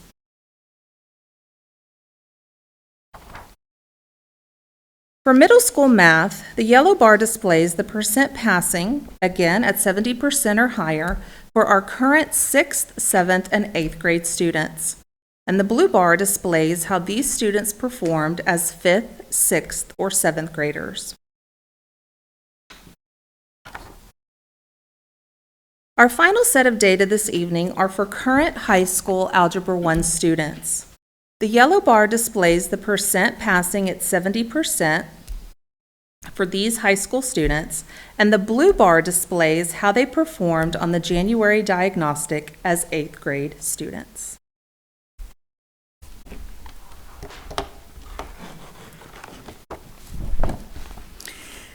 Before I go to the next slide, I just wanted to note that you probably have noticed that our math scores are quite a bit lower than they've been in the past. And the state of Texas, the districts and around us as well, that was the biggest dip that was taken was in math. And it's not surprising because math is really built upon concepts and skills. So you've got to have those concepts and skills in place to kind of be adding for math. So that's definitely an area that we are working on and are going to make sure that our kids get those the skills and concepts that they have missing. So I want to continue the presentation and talk about the plan. What are we doing as a district for academic recovery? What are we doing to address the opportunity gaps for our students? So I want to start by just reminding you that we have been working on the gaps, on the opportunity gaps, since summer of 2020. So you may recall that that's the summer that summer school was provided free for all students and all parents. And we added programs that we had never had before. We added some literacy programs and some math programs for students who were just right there at the line of failing or just barely passing. So we've always had programs for students who were not doing well, but these were programs for kids that actually were okay, but we knew that they needed some more support and more interventions. So we had that in place in the summer of 2020. And then again, this past summer, we also provided summer school free for all of our students who were interested in participating. And you may recall that we had about almost 30,000 students in summer school in the summer of 2020 and this past summer as well. So as we started considering our plan for addressing the opportunity gap, that learning loss, we went back to our framework for student achievement. And so this is actually the framework that we've had in this district for many years, many years. We modify and we adjust, but it is what's kept us on task and focus on student achievement in our district.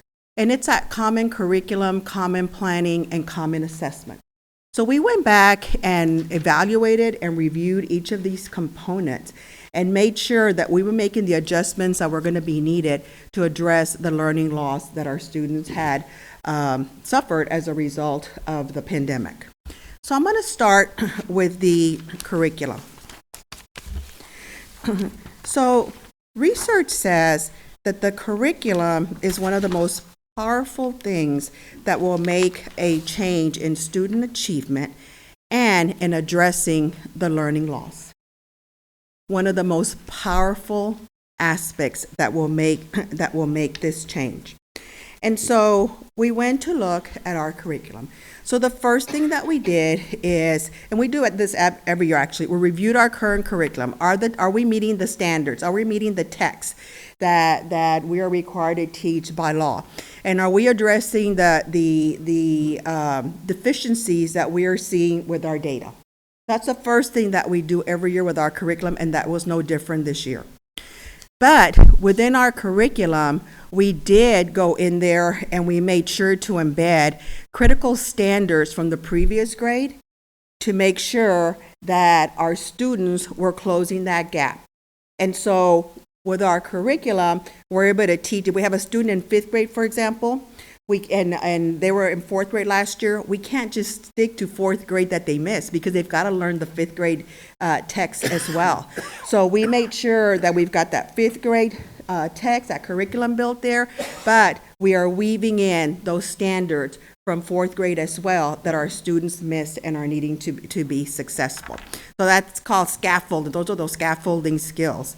We also adjusted our scope and sequence in the curriculum so that we could provide longer time for processing and for review time for our students.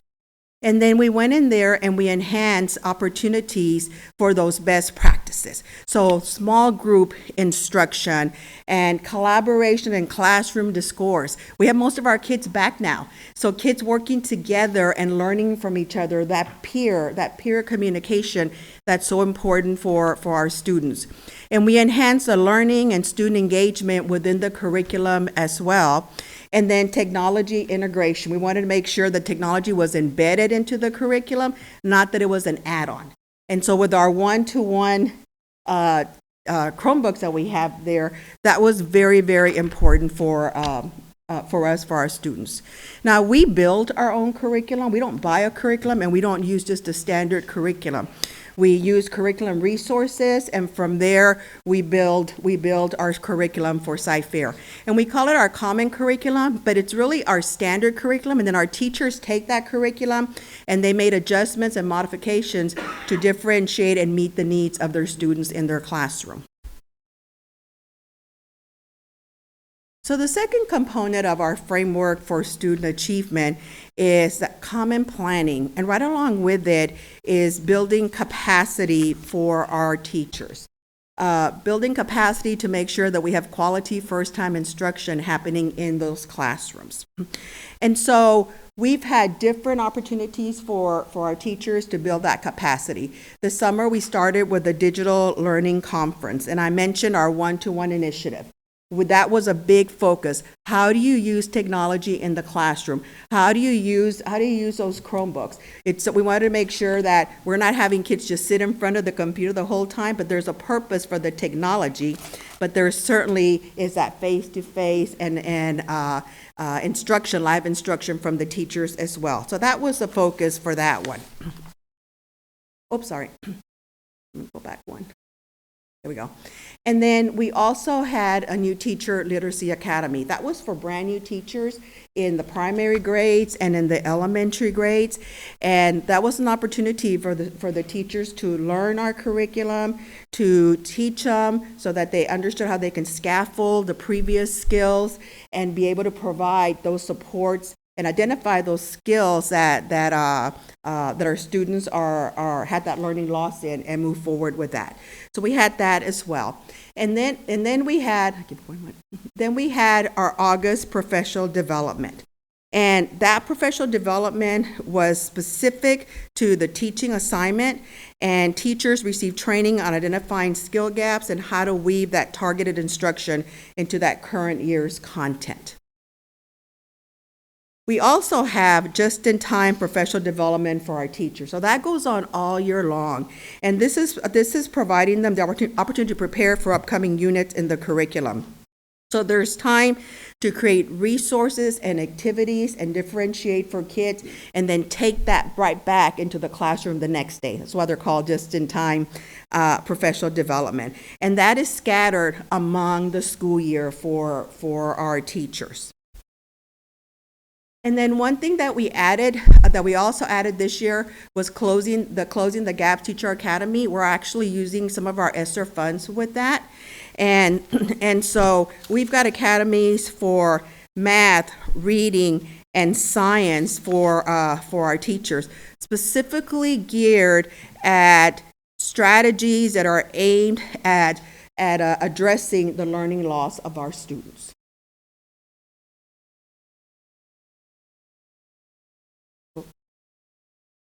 Here we go.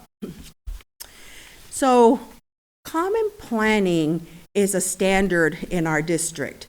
And so our teachers take the professional development that they've learned, they take the curriculum, and then they do weekly content planning with their other teachers in that grade level or that content. And so they're, again, addressing the instruction that's going to be happening in the classroom, how they might deliver it. They're sharing ideas. And then they're talking about how to differentiate for students to meet everybody's need during that time as well. This school year, you may have, you know, because you vote on this, you know that we have 5 teacher work days built into the curriculum. And those days were built in to provide teachers additional time for reviewing data, for planning with resources and different activities for upcoming lessons, and to prepare those lessons that are focused on the needs of all students, but specifically the learning loss that has occurred with our students. The last part of our framework for student achievement is our common assessment. The research says that we have to have assessments to monitor and adjust the instruction for our kids. We need to know where they are and make those adjustments for them throughout. Dr. Claiborne shared with you the data from our beginning of year benchmark. You all know that data drives the instructional decisions here in this district, both at the district level and at the campus level as well. So we have the DPM, so district progress monitoring, very similar to the benchmarks. And then we have checkpoints that fall in between those DPMs. We have 3 DPMs a year. So those checkpoints fall between those DPMs. And those checkpoints are that piece of the research that I shared that you have to monitor and adjust for students who are struggling and to be able to address the opportunity gap. And so we've got those checkpoints in place. And then the teachers and the administrators take all that data and they mine that data. We call them data digs. And so basically they're looking at their data. You see a picture down there of the mining of the data. They're looking at the data. They're seeing where each individual student is, what the needs are of this individual students, and then developing an instructional plan for those students. So on these pictures, you see the mining the data. You see in the back an achievement board back there with each student, and even all the different risk factors for that student. And the trifle that you see here is actually a reading levels chart. So you'll see them throughout the school. So they will list all students, and then they proudly move the students as they're progressing through their reading levels. And so all of this is working and addressing the opportunity gap. And then goal setting. we have worked with our teachers to goal set with their students. So it's very common that you see our teachers sitting with the students and talking about their data, creating that ownership for their data, and the student and the teacher both setting goals. The goals may be as simple as for the next checkpoint, the goal may be to increase or to get 2 more questions correct. Or for the next marking period, maybe the child improved by 1 reading level. So that's the goal setting that's with the child and with the teacher to make sure that we're addressing any of the needs that students may have.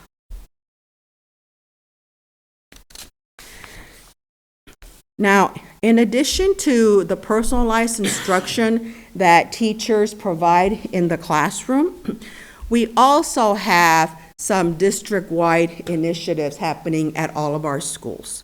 One of those is closing the gap time. So at all of our schools, you will see that there's 30 minutes of supplemental time that is called the closing the gap time. During this time, it is an opportunity to either address learning gaps or challenge advanced students. And it's interesting that we have run across a couple of teachers who have shared with us, and these are advanced level dual credit teachers, and have shared with us that during this closing the gap time, it has given the opportunity to actually work with students to be able to build some of that skill set that they're missing so that they can be successful with those dual credit classes. So it's 30 minutes, as I said, a day. At the elementary, it's every single day. At the secondary, it's 4 days a week that they have their closing the gap time. And then every campus has accelerated instruction. And actually, House Bill 4545 required that we provide accelerated instruction. We've always provided accelerated instruction for our students, but House Bill 45 is very specific about that instruction. And it says that any child who failed any of the STAR assessments needs to have a minimum of 30 hours of accelerated instruction. And it needs to be over specific material that's designed as supplemental instruction. And then they even have in there that the law says 3 students to a group, unless a parent signs a waiver allowing for that group to be larger. And so this again is addressing the instructional, the learning loss for our students. And then, of course, we've always had tutoring, but we're enhancing that through our trainings for our teachers. We are providing them with resources to do focus tutoring for our students. Many of our campuses also offer Saturday schools. And then a new initiative that we're kicking off in January, and this is actually Dr. Hendry's idea and his guidance, we call it Leaders in Action. And so basically, just like the rest of the world, we're having a hard time finding tutors and to come in and support our campuses. So we're going to provide an application process for our high school students for them to apply to be tutors for our campuses. And so there'll be an application process and interview process. At the district level, we will provide training on strategies for reading and math. And then those applicants will be in a pool where campuses can pull from, hire these students, and then even do more training on their specific resources that they're actually using, and we'll pay these students. So that's an initiative that we're working on, and we should be kicking it off in January, and that should provide us a good number of tutors. And we've actually already started tapping into our high school, into our high schools and the different sponsors for the different groups, so that we can make sure that we're going to get a good group of students who are going to want to be a part of this initiative. And then we've also, as additional resources to address the learning gap for our students, we also added some additional digital resources. The state actually purchased for districts M-Class and Amplify for certain grades. and then we purchase for other grades. AMClass is basically an assessment system, so we're able to get immediate responses for our teachers regarding different assessments and interventions. And it also provides information regarding DIBELS, and DIBELS is a dyslexia program, and so it also addresses that as well. And then Amplify is actually a reading program. And so this is new for our campuses. And then they also provided a math program called ST Math. Now, some of you that had younger kids, probably in the last 8 years or so, you may remember Gigi. And so Gigi is kind of the mascot for ST Math. And so the state purchased this for us, and it's a great program that provides critical thinking for problem solving, and it's very engaging as well. So we're excited about ST Math. And then we also purchased a program called Amira. It's an HMH program, and Amira actually provides reading support for kids as well. So it determines the level that the child is in. The child can read into the system, or vice versa. And then the system can also recommend different books or different stories, engaging stories for the student to read. And then finally, with the digital resources, Schoology. So all of these resources and many others, our parents and our students can access via Schoology. So for additional support at home to assist the students in closing the gaps, you can go into Schoology. And actually, all of our parents have access to Schoology. So you can get access through the Home Access Center, or if you go to the Schoology site on our website, there's information there on how to get access. And our parents are basically able to see all the resources and activities that the teacher has in Schoology. The only thing they can't see is quizzes and tests. But other than that, they can basically see anything else that's in there. So basically, we have learning happening everywhere. So this is our nature trails, and our third graders and fifth graders at any day are out at the nature trails, and so we rewrote the lessons for the nature trails to make sure that we were building on concept that they may have missed in science. You'll see some pictures of students using their Chromebooks out there as well. And then a really exciting information, I think, is that these students are collecting data that is then being provided to the high school for some other high school courses. And then again, more learning everywhere beyond the classroom walls, in our flex spaces or collaboration spaces. Students with their Chromebooks continue with their learning, or even right outside the building, they're also continuing with their learning, again, working at closing those gaps. We also provided some additional supports for our campuses to address the learning gaps, and so we provided supplemental staffing for our campuses. They did have some choice in what their needs were, but basically they either got an additional allocation for class size reduction, so to provide smaller class sizes, or reading or math interventionists to work with students, or content specialists to support teachers in their planning or be in the classrooms also with those teachers, and then also to hire retired teachers. We have some awesome retired teachers in our district that we want to join us and help support our students. In fact, I see one in the audience right now that I may talk to later today, to come and support our students with specifically math and reading initiatives. And then we have our instructional and ed tech coaches, our district coaches. And right now our instructional coaches have been either teaching in the temporary virtual learning or subbing.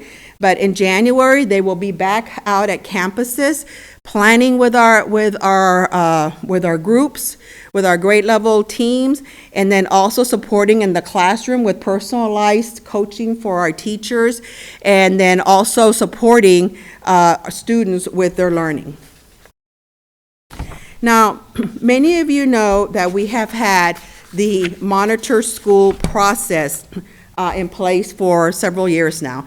That is a process that we ourselves develop to address the needs of campuses that are not meeting the standard that we have set for Cypher. So the minimum standard. They're not at least at the minimum standard that we have for Cypher. And so these campuses are a part of this monitored school process. And you can kind of see there in the graphic what it is that we provide for this campus. A lot of support, a lot of intervention, a lot of visits, a lot of additional data collection and data review out there. But even with the monitor school process to address our learning loss, we also enhance that. So this summer, the teams went through 7 weeks of a personalized coaching so that they are able to coach their teachers to become better teachers. We also provided summer school at those campuses with a 6-to-1 ratio to make sure that, well, that our kids are getting the support that they need, but also to reacclimate them back to the campus. This is what, November? So in September, I guess, when I spoke to you, I talked to you about the ebook challenge that we had in place this summer, and we had great response, and I shared with you that we were going to do the same thing this summer. Well, we decided to do it earlier. So we're kicking it off in January, actually, to create an excitement and more opportunities for students to be reading. And we're really excited about that. We're going to have challenges. So that's kind of what the librarians came up with, the challenges or the information there on that board. And so we'll have prizes to be able to give our students to keep them motivated and interested in reading. We all know that the key to success for our kids is reading. And so we need to do everything that we can to keep them reading.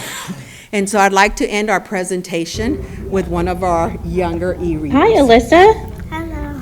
What are you reading on your Chromebook? Stargazing. From the Name That Book list? Yeah. Oh, I love it. I was looking at the book on there. Do you like using your Chromebook to read ebooks? Yes. What do you like about it?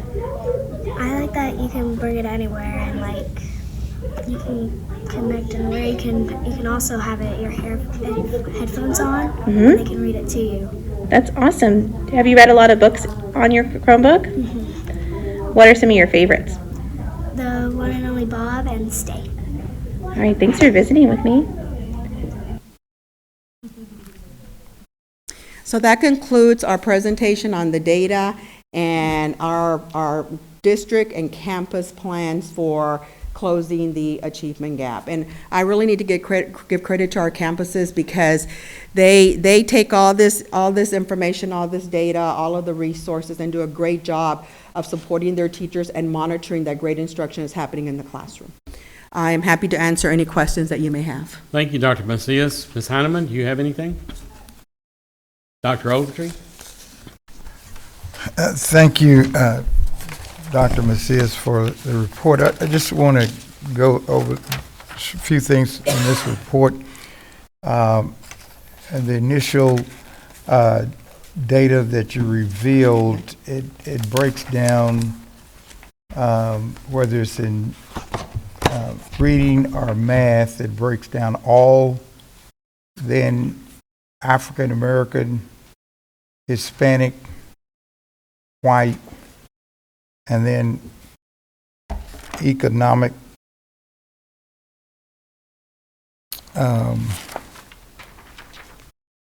Why do we break down that?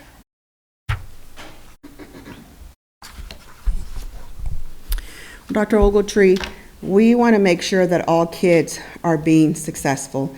And actually, the state challenges us with that. When the state provides reports for us with the TAPER reports or different other state reports, they provide in that format as well. They provided by the different target groups. And so that gives us, we break it down as well with our data because that gives us the view or the look at where we need to continue providing support and resources.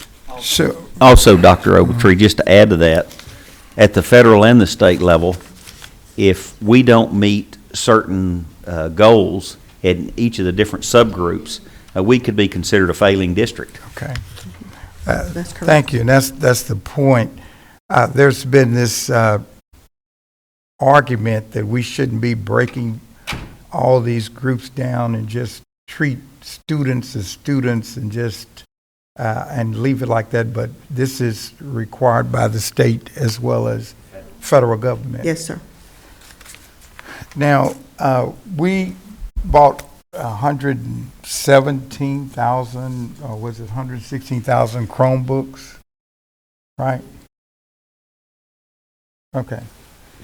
And we had others. So we had enough for yeah, all. we had some enough already. for all That's right. students. Yes, I think that's where you were. And we gave every student, right? That is correct. Okay, so that's equality, right? Every student gets the books. They got Chromebooks, and they also got internet access if they didn't have the access. That's equality. That's everybody got one. But data, we do everything by data, right? And data reveals that there are differences among groups. Is that right? Yes.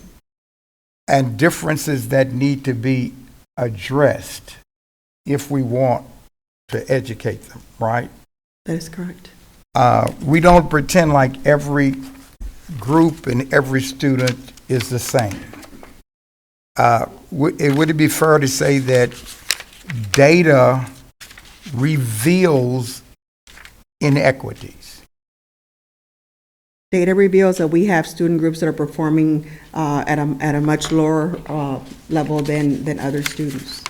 And if we really want the students to learn, we don't just pretend like they all are equal and all are learning and everything is fine. We enact programs. A mirror. We do all of this to try to close the gaps. Is that right? Yes, we work to meet the needs of all of our students. And that's why we have the data digs. Yes, sir.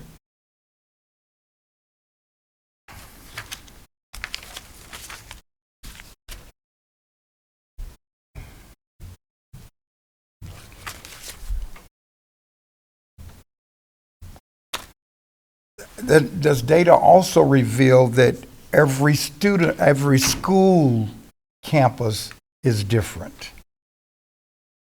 That there are some things that you may have to do more at one school than you do at another? Data reveals that we have campuses that are performing higher with their different target groups than other campuses. Okay. All right. So I just wanted to bring that to light, because this idea that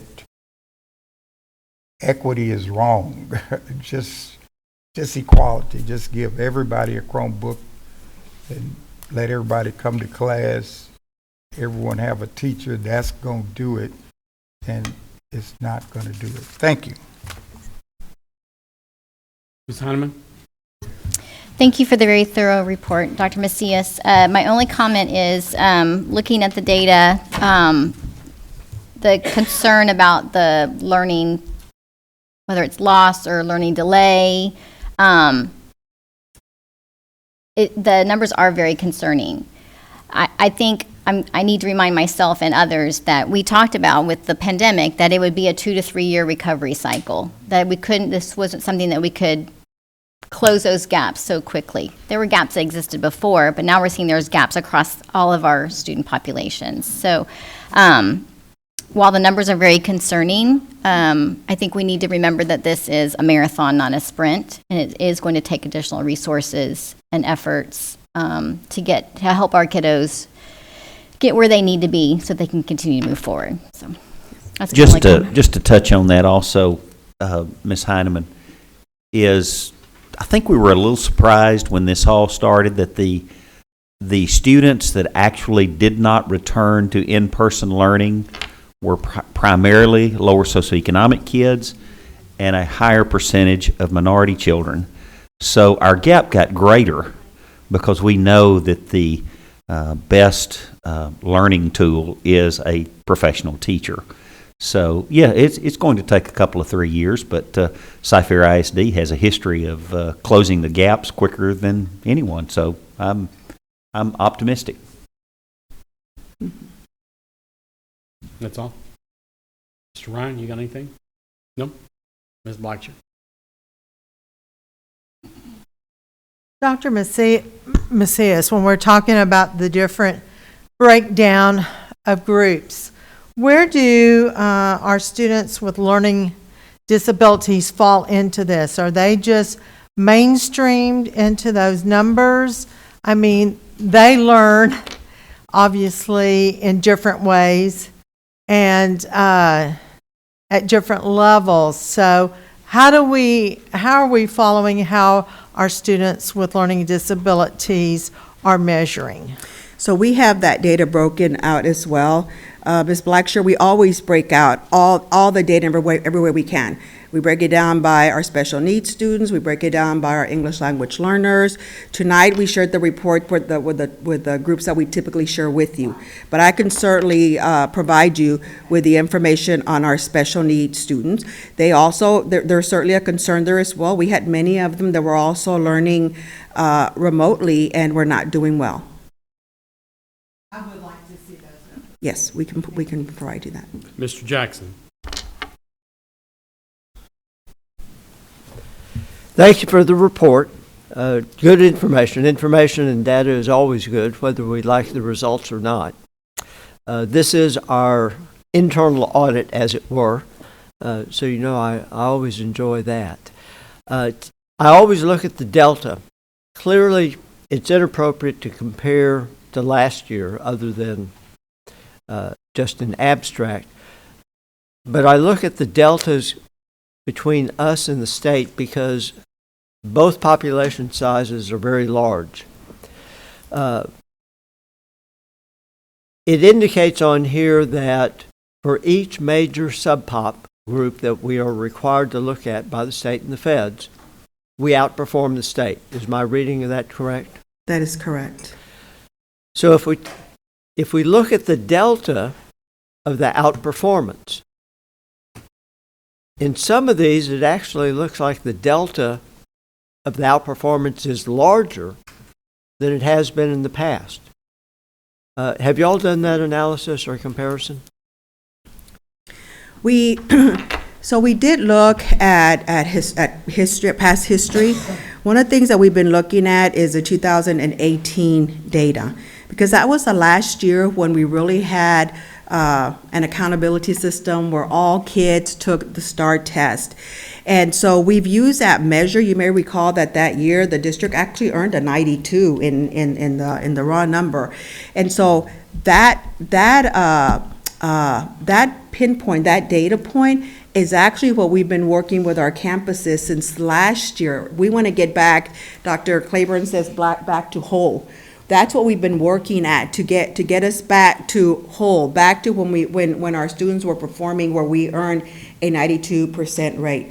When we look at the STAR data and we compare it to the 18-19, you see a difference there, Mr. Jackson, but it's so hard to make any type of conclusion because not all kids tested. Right. However, the comparison that I'm talking about is a little bit different. So if we take a look at the delta current year between us and the state, both the large populations, compare that delta to the last time we had testing data, the time period you're talking about. Once again, Cypher and the state, once again, back then we outperformed, because this board has established that as being a minimum standard that we always want to meet or attain more of, is by major subpops outperform the state. Have we looked at the delta of this year's comparison and compare that to the delta of the last time we had a meaningful data comparison? We've not run the delta analysis, however, we can run it, but I understand what you're saying in that it looks like even though we were lower than where we have been in the past, we made gains compared to the state. Precisely. I mean, Yes. and I haven't gone back to take a look at it in detail, but that's my recollection is we've widened the gap compared to the state because we all had to put up with virtual learning. We all had to put up with the pandemic. That is correct, and our losses were not as large as those at the state level. Right. Yes, sir. We can pull that information. We and would be provide happy to run the data analysis for you. So now the real question is, so I believe that our losses were not as great as the state. You'll confirm that, but anecdotally, we think Correct. that's correct. The question is, do we think that the programs that we put in place address that, or were our kids just somehow drinking better water? Before she gives you some C&I answers, I think one of the reasons that we performed a little better is we had a higher percentage of kids that came back to in-person learning as the school year wore on. So that's at least the first reason. Well, and Dr. Henry, you are in fact anticipating my next question. So thank you for giving me that segue. And that is actually what I was going to share, is that the fact that we had students in school from the beginning, from the 2021 school year, the fact we had students in school and we kept getting students back throughout the year, I do believe was help our data when you look at it. Also, our campuses, they never stopped working, Mr. Jackson. They continued with their small group instruction. They continued with identifying students who needed support. They were delivering things to homes. Our staff here were going to homes and getting the parents logged on to the computers. So there was so much that was happening to make sure that the needs of all students were being met.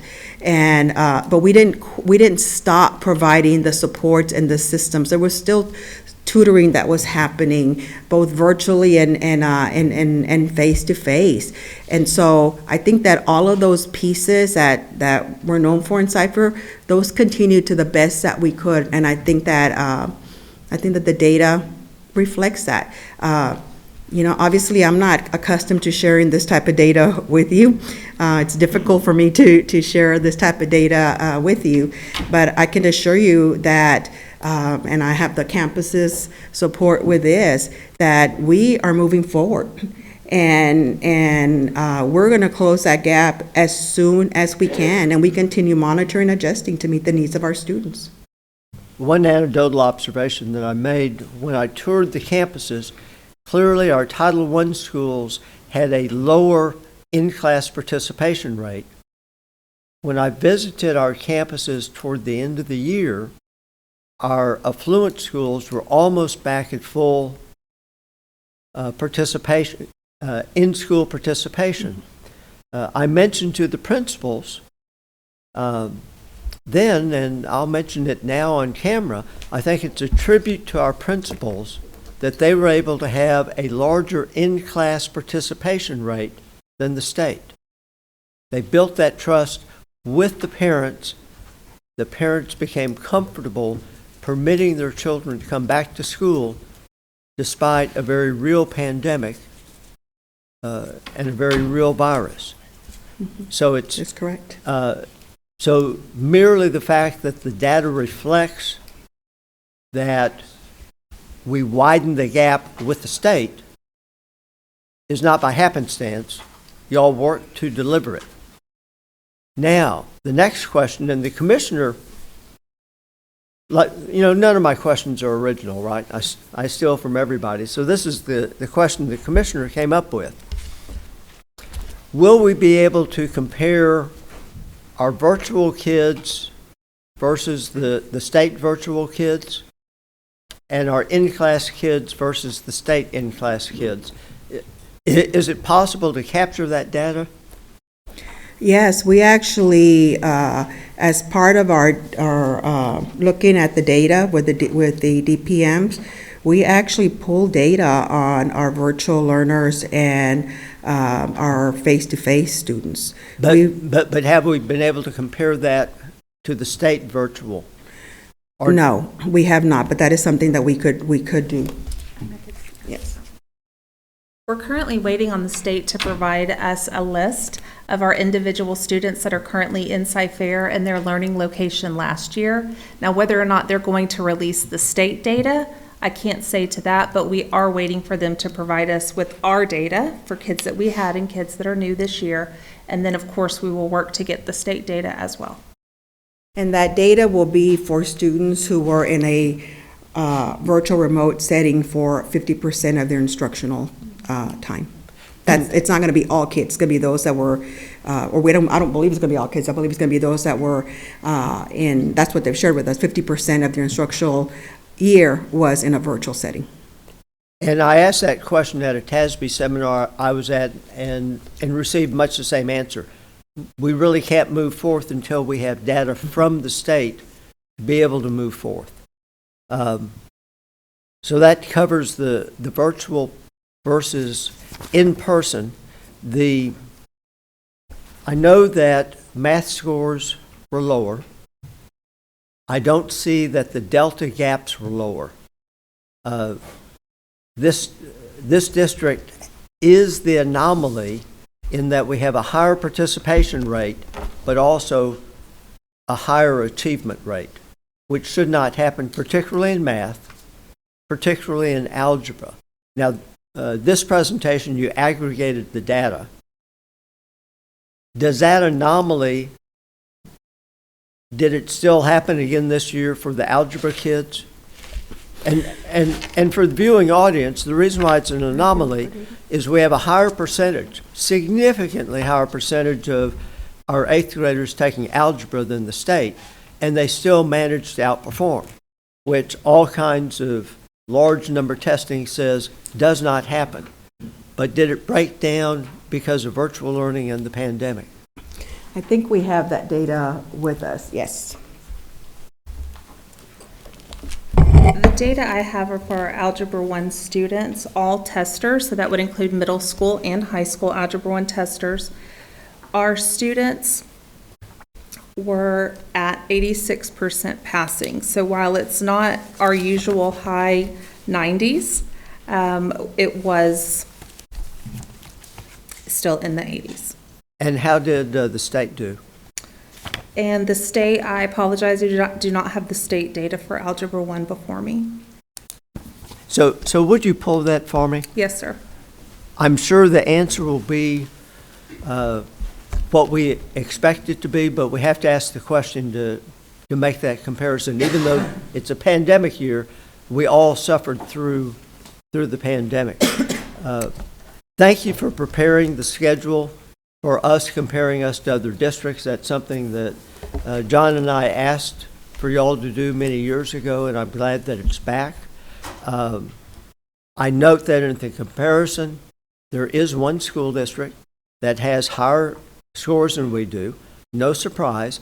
But once again, for the viewing audience, and here's an unfair question for you, Karen, as CFO. Do we remember how much more money Katie receives per child than we do? Tom, I would have to actually go check that, and the reason being is because now with House Bill 3, it's not as easy to compare that information, but I could get that for you. But it's different because of, for example, they get fast growth allotment. They also get, so there's things they get that we don't get. So it's kind of hard to do a comparison. Right. However, if I remember right, about 3 years ago, they were receiving $700 to $800 Correct. more per child for each and every child in the entire system. Yes. And Tom, charter schools operating within the Cyfair ISD receive about double that in state aid, somewhere around $1,500 per child more than we do. Right. 10 years ago, it was $1,000 more, but instead of that gap being smaller, that gap is actually widened. But money does matter. You know, I'm really proud of y'all, and y'all are really good, but money still matters at the end of it. And that concludes my questions and comments. And Bob, as always, I can't tell the difference between my questions and my comments either. Did I say that? Gilbert, Sarabia. I'd like to start with an outstanding report by the staff there. Outstanding. On one question here on the student achievement personalized learning, there was the accelerated instruction part, at least 30 hours of supplemental instruction for each subject in which student did not demonstrate satisfactory performance. The 30 hours, how is that broken up for that particular student, Linda? It actually has to be continuous. And so our campuses are providing that. We do have parents who are not interested in doing the accelerated learning, but that is a state requirement. And not only is it a requirement, but they're very clear about when it can happen. So it can't happen, like you can't pull a student out of reading class to provide this additional reading support. It's got to be supplemental. It's got to be outside their core content areas. So we're able to do some groups when parents are allowing us to do more than 3 students. At the secondary, we have classes that are in addition to our core classes, where it's really more in enrichment, accelerated type class period. And so that actually counts towards this, as long as the parents allow us to do more than 3 students to a teacher. Right. So we have some of both. We have some parents that are saying, no, I want the 3 students to a teacher, and so typically that has to happen before school or after school. And then we have some that have said, we'll do the larger group, and we can do some of that in closing the gap time, because that's 30 minutes of outside of their normal content areas. And that's required by the state, you said? Yes, sir. Okay. It's very specific. Well, very thank you. specific. Yeah, great answer. On our summer school, so the last couple of years, we know we've been in the 30,000 numbers already, and those are our highest numbers we've had before. Is that correct? Typically before our free summer school that we provided in summer of 2020, we had anywhere between, somewhere around, right around 8,000 students in summer school. And then once we did the free summer school, we actually got closer to the 30,000. So you do see the response of the community trying to help get their children back and back into the classroom and furthering their education and closing that gap. Other than summer school, what other periods of time during the year can they do these extra classrooms and study parts? Well, as I said, throughout the year, we offer the accelerated learning, we do the closing the gap, we do before and after school tutoring, campuses do Saturday school. I mentioned that we're hiring the high school students to serve as tutors as well. So we have opportunities to be able to provide support for our students. Right, okay. We have a big retired teacher program that I mentioned, but even with all of that, we still have struggled some to find additional staff to provide some of that accelerated learning and tutoring support. And from our training in Dallas this fall, I think that's throughout the whole state that we heard. It's just quite a struggle at this time to get in that help. When we first started the first year of the pandemic, there was that 2 to 3 year gap that Julie had mentioned that we always anticipated it's going to take 2 to 3 years. Do you see that gap shortening a little bit, or at least, because that was a big conversation in Dallas also within the conference there of where it might have started and then where we might be at now? Well, as Dr. Henry said, it could be a 2 to 3 year time period to close the gap as a result of the pandemic. Right. We're always optimistic, And we are planning to address this need over the next 2 years. And I'm hoping that within 2 years, we have our students back to where we were back in the 18-19 school year. That is our goal as a curriculum team, and that's what we've been working towards with our campuses. Exactly. I want to congratulate you guys on a great job.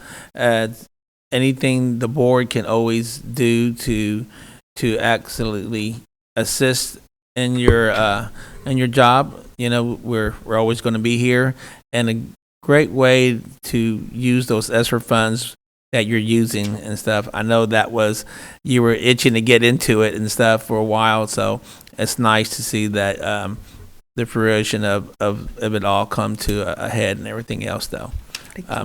Great job, ladies. Just to add to that, Mr. Sarabia, think about someone who started kindergarten in 1920, the school year 1920. They have not had a normal school year yet. Think about a freshman who started as a freshman in 1920. They're juniors now, and they have not had a normal school 2019, 2020. Okay. I was thinking they weren't really. I wasn't talking about your graduating class. There hasn't been. It's still not a normal school year, right? And I believe Teresa brought it up in one of the other meetings. There's a lot of the pre-K kids that didn't come back, and where we were anticipating having those pre-K kids from the get-go, just like you're saying now. When we get them back, there's going to be that gap there and stuff. So, but again, outstanding job on preparing everything, and we wholeheartedly support you as here aboard and stuff. So well, and I'll say this: I promise when it all shakes out in a year or two, Cy-Fair will be leading the pack of being back to normal.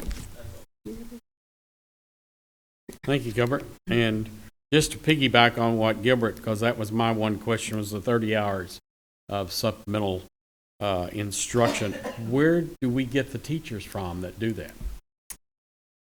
That has been the challenge, Mr. Covey. So depending on when we're doing the accelerated learning, it's our teachers who are providing that additional accelerated learning and that additional support for our kids, either some before school, some after school, some during the closing the gap time.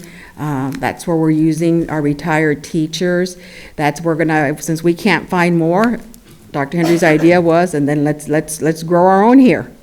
And so that's why we're tapping into the high school students and doing the interviews and then having that pool of tutors there as well for our kids. The requirement is for K-8. I'm sorry, not K-8, 3 to 8, third through eighth grade students. Okay, now one more question on all the digital resources that you have. And just my question is on Schoology, and I've heard a number, especially during the period of time that we were going through this election.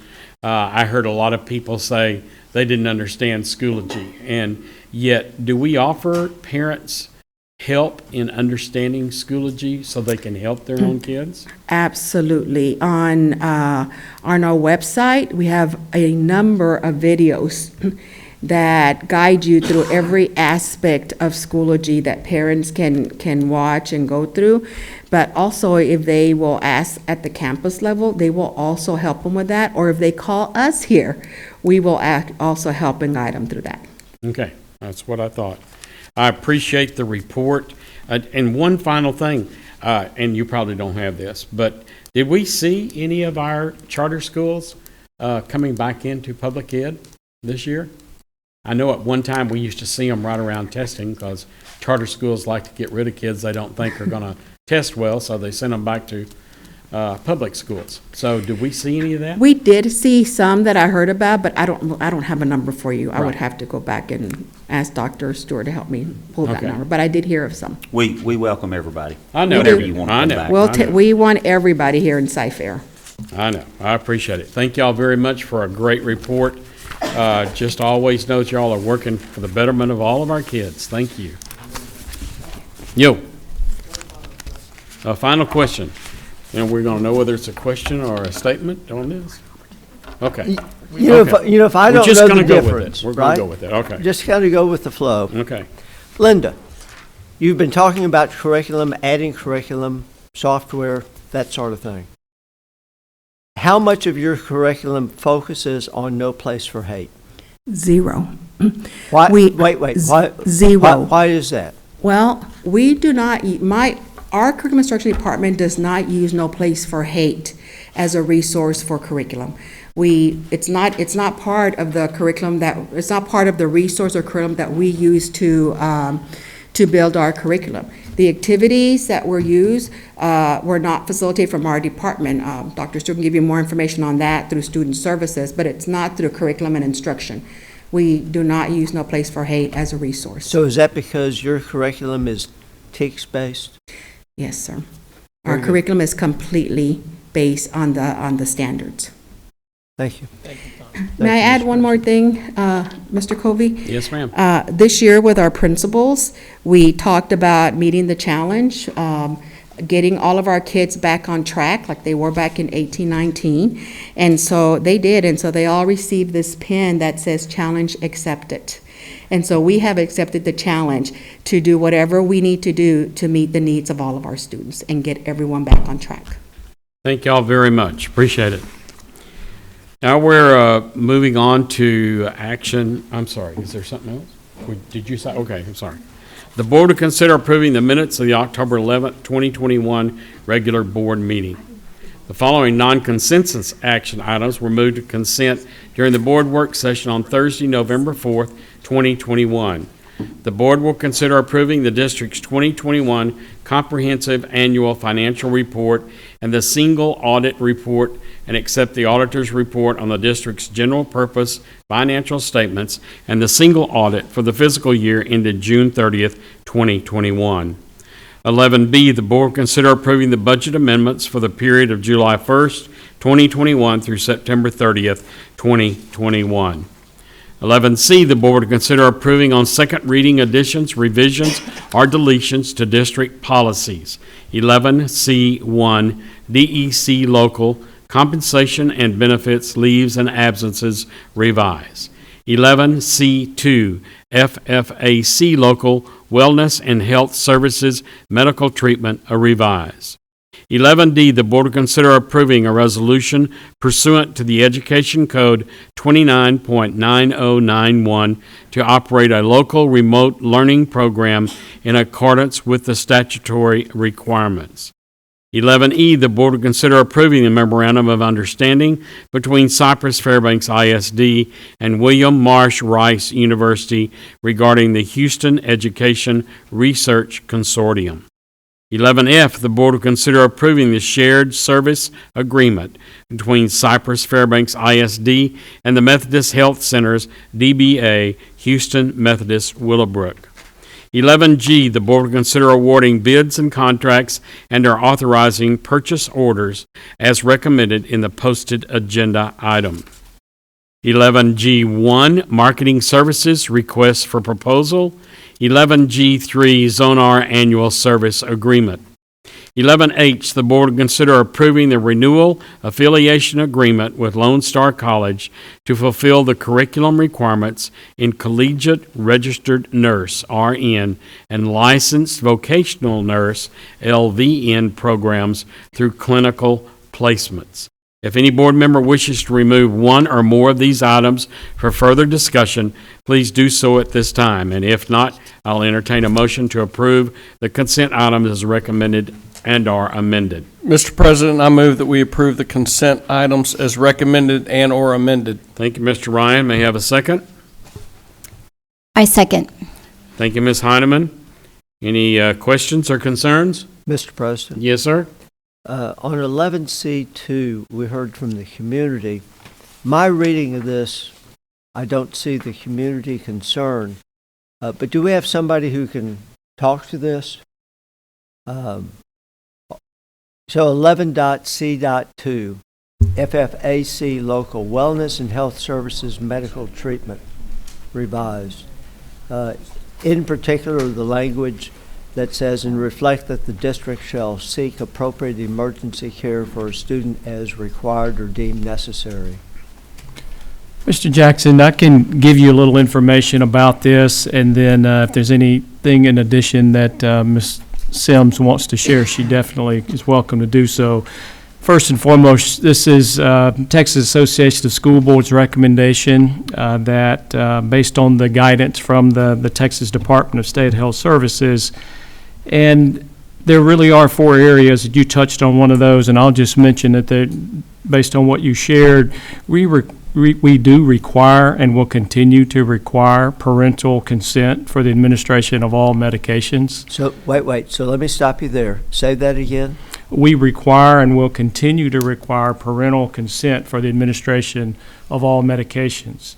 There was a piece talking about in emergency situations. I can give you as a parent of 2 students that graduated from Cypher that participated in athletics. One needed epinephrine due to severe allergies. She ran cross country, and that was a consent that I had given, my wife and I had given to the coach in the event that she needed that when an emergency occurred, if she's out on the course, things of that nature. My point is, we're always going to make sure the parent is aware of that in that emergency situation. We only administer prescription medications. That was something else that was part of this with the healthcare provider order. And again, with consent from the parent. So the parent is aware when we're giving medication to students at school. Many times, the parents may give that at home, but there are some medications that it requires for those to be given while they're in school as well. And that's where that communication is with the parent.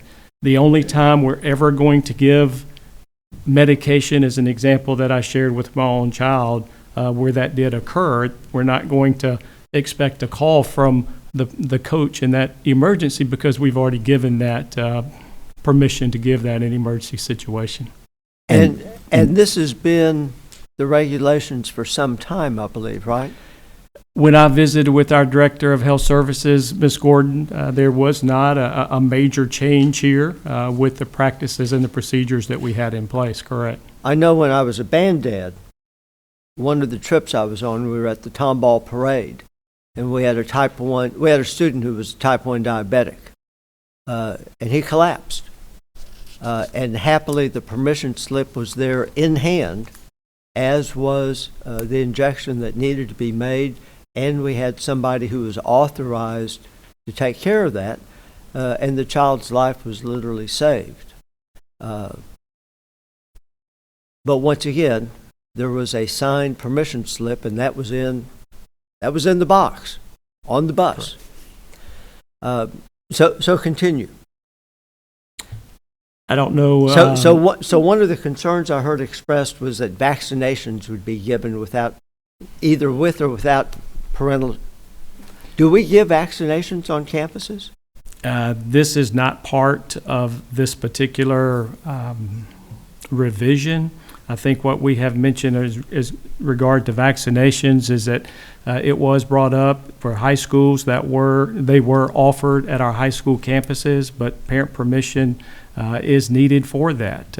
Likewise, for the child vaccinations that are now available, we are not going to give a vaccination without parent permission. The parents will make that decision if they want their child to receive a vaccination. And how do we determine that we actually have parental permission? With the example of the COVID vaccine, moving forward with the elementary, we're going to make sure that we have that permission from the parent, both on the phone and also look at what we need to do to ensure that that parent is the one that is giving us permission to do so.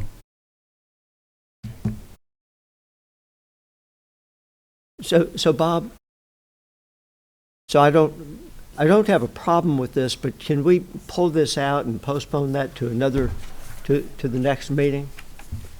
It's fine with me. Y'all want to pull it out? But I only have one voice, so one voice is not sufficient to pull it out. Is there any repercussions? Sorry. Okay. Go ahead. No. Did we decide and did we make this up, or where did this come from? No, sir, we did not make this up. This comes from Texas Association of School Boards, their recommended policy revision. And those areas that were mentioned were where the revisions came into play. But again, these are procedures that we already have in place. The COVID vaccine aspect of it is not part of this. And for the COVID vaccine, the child vaccine, we're going to, for example, we have that available at the Berry Center. What is the date of that, Ms. Hall? Posted on the website And that's- Saturday. It's And this that's Saturday. where parents will come with their children, and for that reason, to get the vaccine. And just a comment there, the Texas Association of School Boards is basically suggesting this because of laws that have been put into effect, right? Texas Department So of it's Health not that they're Services. making this decision, they're. Right, and that goes back to the Texas Department of State Health Services Exactly. and the guidance from the Texas Department of State Health Bob, Services. Bob, I withdraw my request. Thank you, Mr. I also want to point out that this is a revision. We've already had this in there.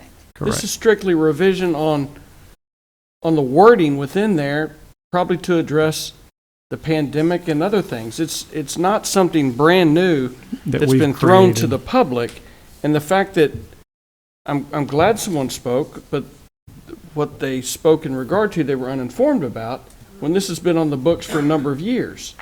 So thank you, Tom, for withdrawing it, because I would definitely like to move forward. Okay, we have a motion by Mr. Ryan and a second by Julie Heineman. All in favor, raise your right hand. And that's unanimous. Thank you.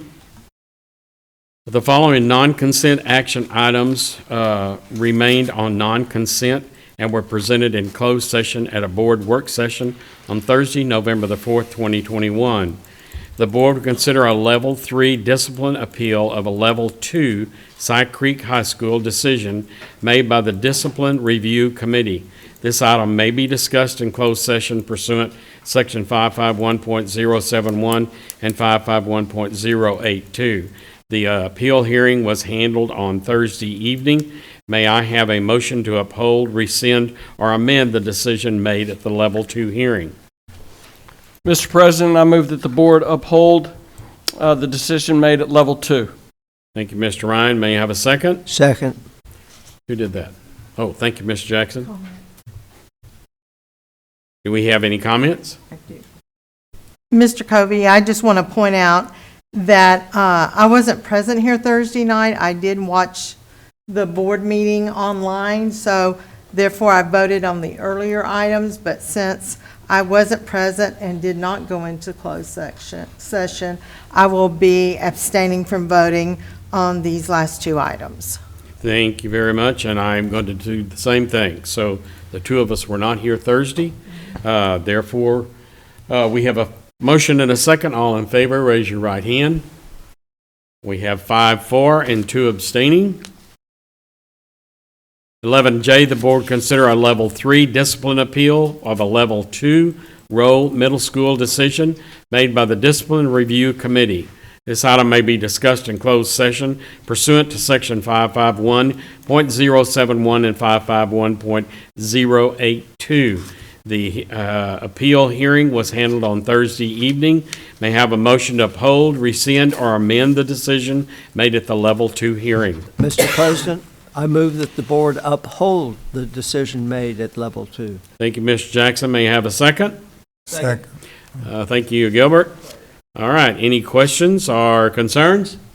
And Mr. President? Yes. Just a comment for the viewing public. These are always difficult and painful decisions to be made. The hearings are always difficult and painful to hear, but it is part of the job. And these two are no different than any of the others that we hear. Thank you, sir. Thank you, appreciate it. No other comments, all in favor? Well, I'm sorry. I'm going to do the same thing again, and I believe Ms. Blackshear is, so we're abstaining. All in favor, please raise your right hand. That is 5 and 4 and 2 abstaining. Thank you very much. Before we move to the superintendent's briefing portion of the agenda, we'll take an action on a remaining addendum agenda item. A, the board will consider approving the district improvement plan for 2021-2022. Dr. Linda Macias and Dr. Ashley Claiborne. Mr. Covey, just very briefly, I just wanted to share a little bit about the district improvement plan. And just a reminder that when we prepare the improvement plan, we review campus and level district data. We also request feedback from the DEIC, so we've done that and actually reminded and got additional feedback from them. And then we share that feedback with our assistant directors, assistant superintendents, and the directors as they're also preparing their components of the DIP. And then once the board, if the board approves it, that it goes online, and then this is a live document. Next month, we will actually bring forth to you the campus information, so the campus improvement information, and we'll discuss that with you. But both of these documents actually are living documents. Okay. That's the brief presentation, is it? Yeah. Okay. I like it. And now we will proceed with the superintendent's briefing portion of the agenda. Dr. Henry will provide information regarding district events and items of, what I say? I'll make a motion. I'm sorry. That we approve the plan as presented by. Oh, I'm sorry. Dr. Macias. All right. Second. Ms. Thank Clayton. y'all. Thank y'all. Thank y'all for carrying me on. Any questions or concerns? Okay. All in favor, raise your right hand. That's unanimous. Thank you. Now, can I proceed? Yes, sir. Okay. We'll proceed with the superintendent's briefing portion of the agenda. Dr. Henry will provide information regarding district events and items of community interest. Dr. Henry. Thank you, Mr. Covey. Schools throughout the district will pay tribute to our community's greatest heroes, our veterans, this week as we observe Veterans Day on November 11th. Thank you to all the veterans in the CFISD community who have served or are currently serving our nation. CFISD schools and facilities will be closed the week of November 22 through the 22nd for Thanksgiving break. I wish everyone a safe and restful holidays as we spend time with loved ones and reflect on our blessings, and I hope everyone will travel safely and come back to us, what is that, the 29th? I don't want to give the wrong date. There'll be people not showing up. That Monday after Thanksgiving, I'll just say that. And then the final thing I'd say, three gentlemen up here, it's your last meeting. And as the orchestra director said on the Titanic, it's been an honor. So thank you. Now, that was a nice thing that he said. It has been a joy and an honor for all of us. We are now adjourned. Thank you.